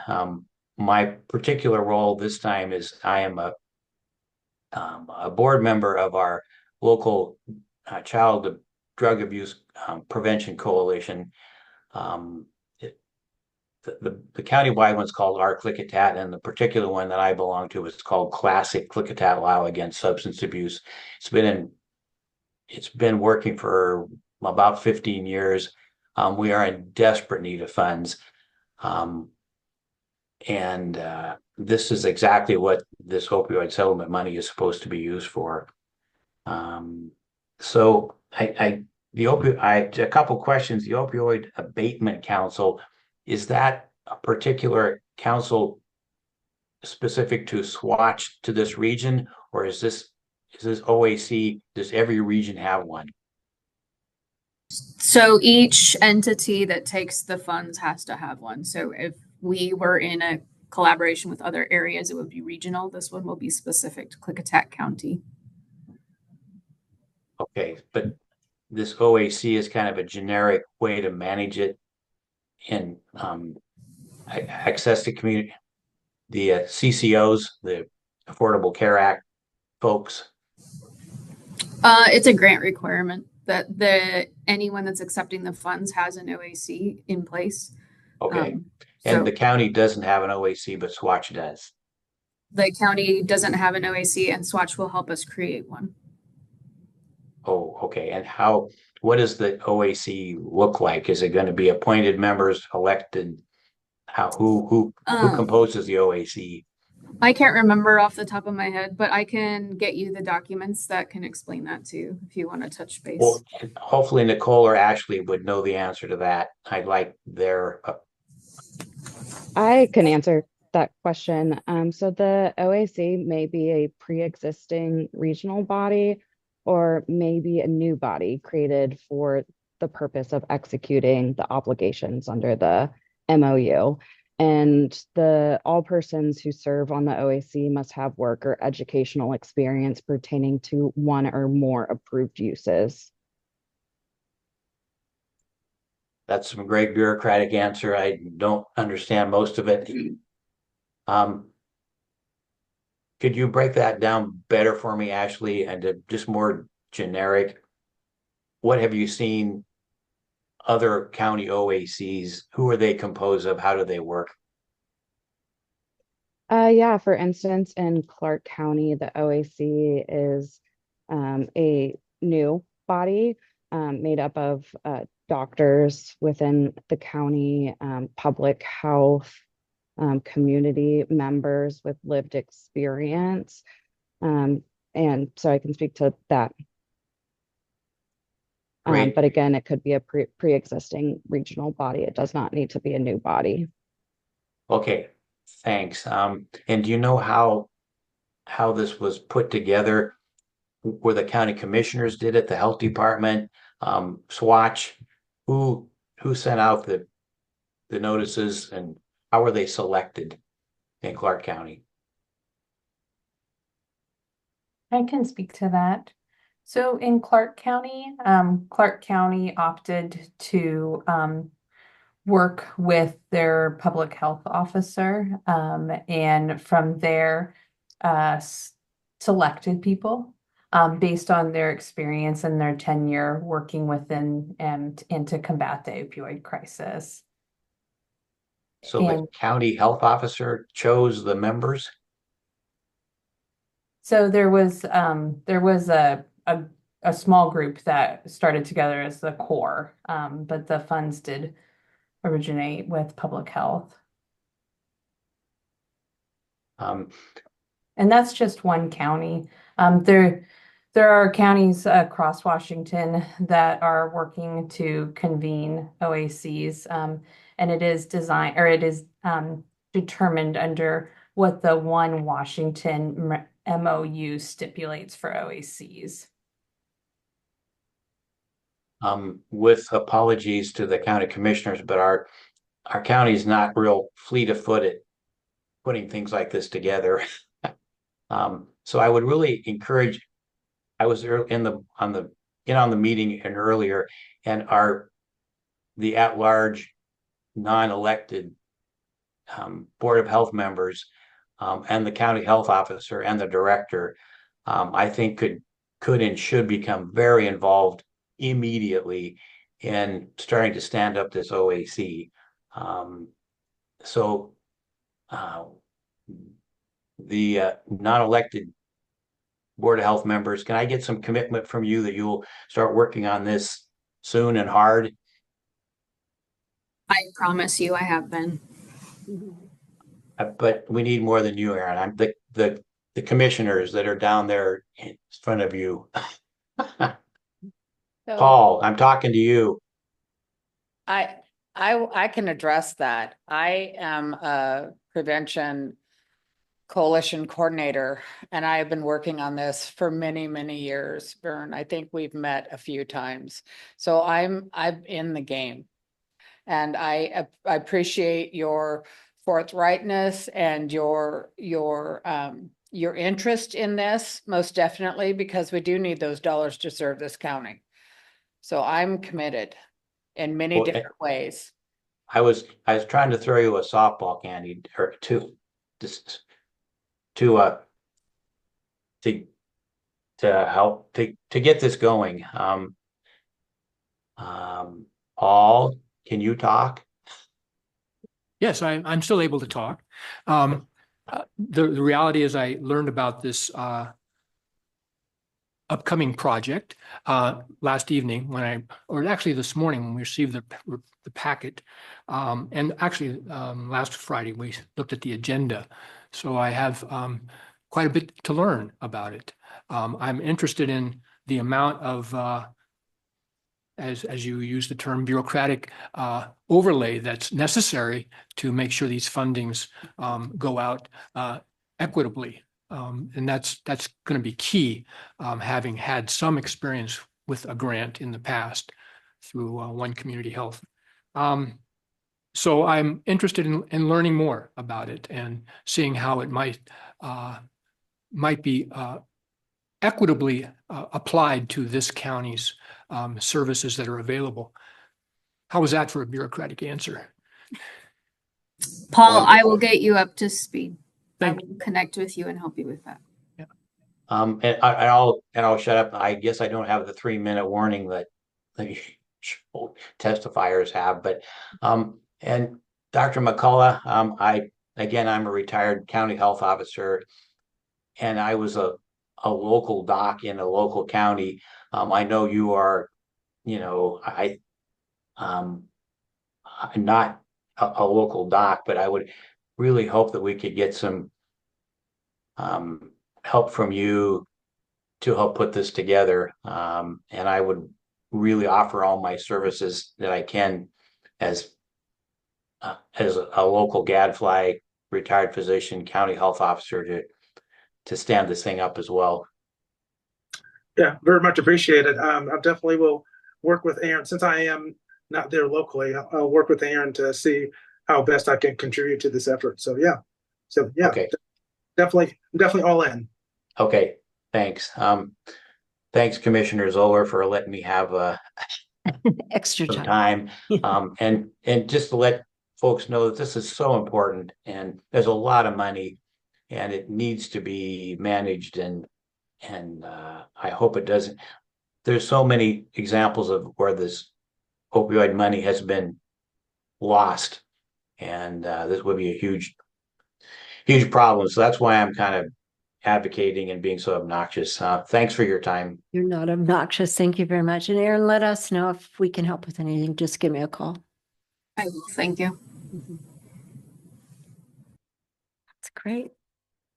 Okay, anything else on Swatch? If there's nothing else, it looks like after public comment, anyone else on public comment?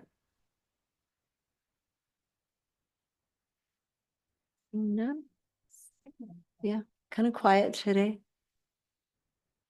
Everybody's busy with election, I think. Getting down to crunch time, we'll start watching, I guess.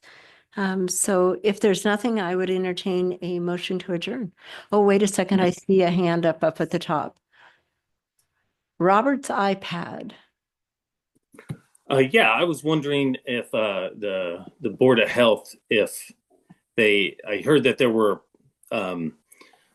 that vaccines were kind of a profit center, or they were somehow. I was curious about how that was billed. If giving vaccines, if that is a profit center for the health department, and also if there's any numbers on how many vaccines were given out this year compared to previous years, if we have numbers on those. We absolutely do not make money on vaccines. We actually lose money when we give them. We get vaccine for children from the state for free. We're able to bill an administration fee to their insurance of $23.44 per vaccine. So generally that doesn't cover our supplies in time. I don't have the vaccination numbers handy from year over year, but Generally, our busiest times are right around the back to school time when everyone has to get their vaccines for the school requirements.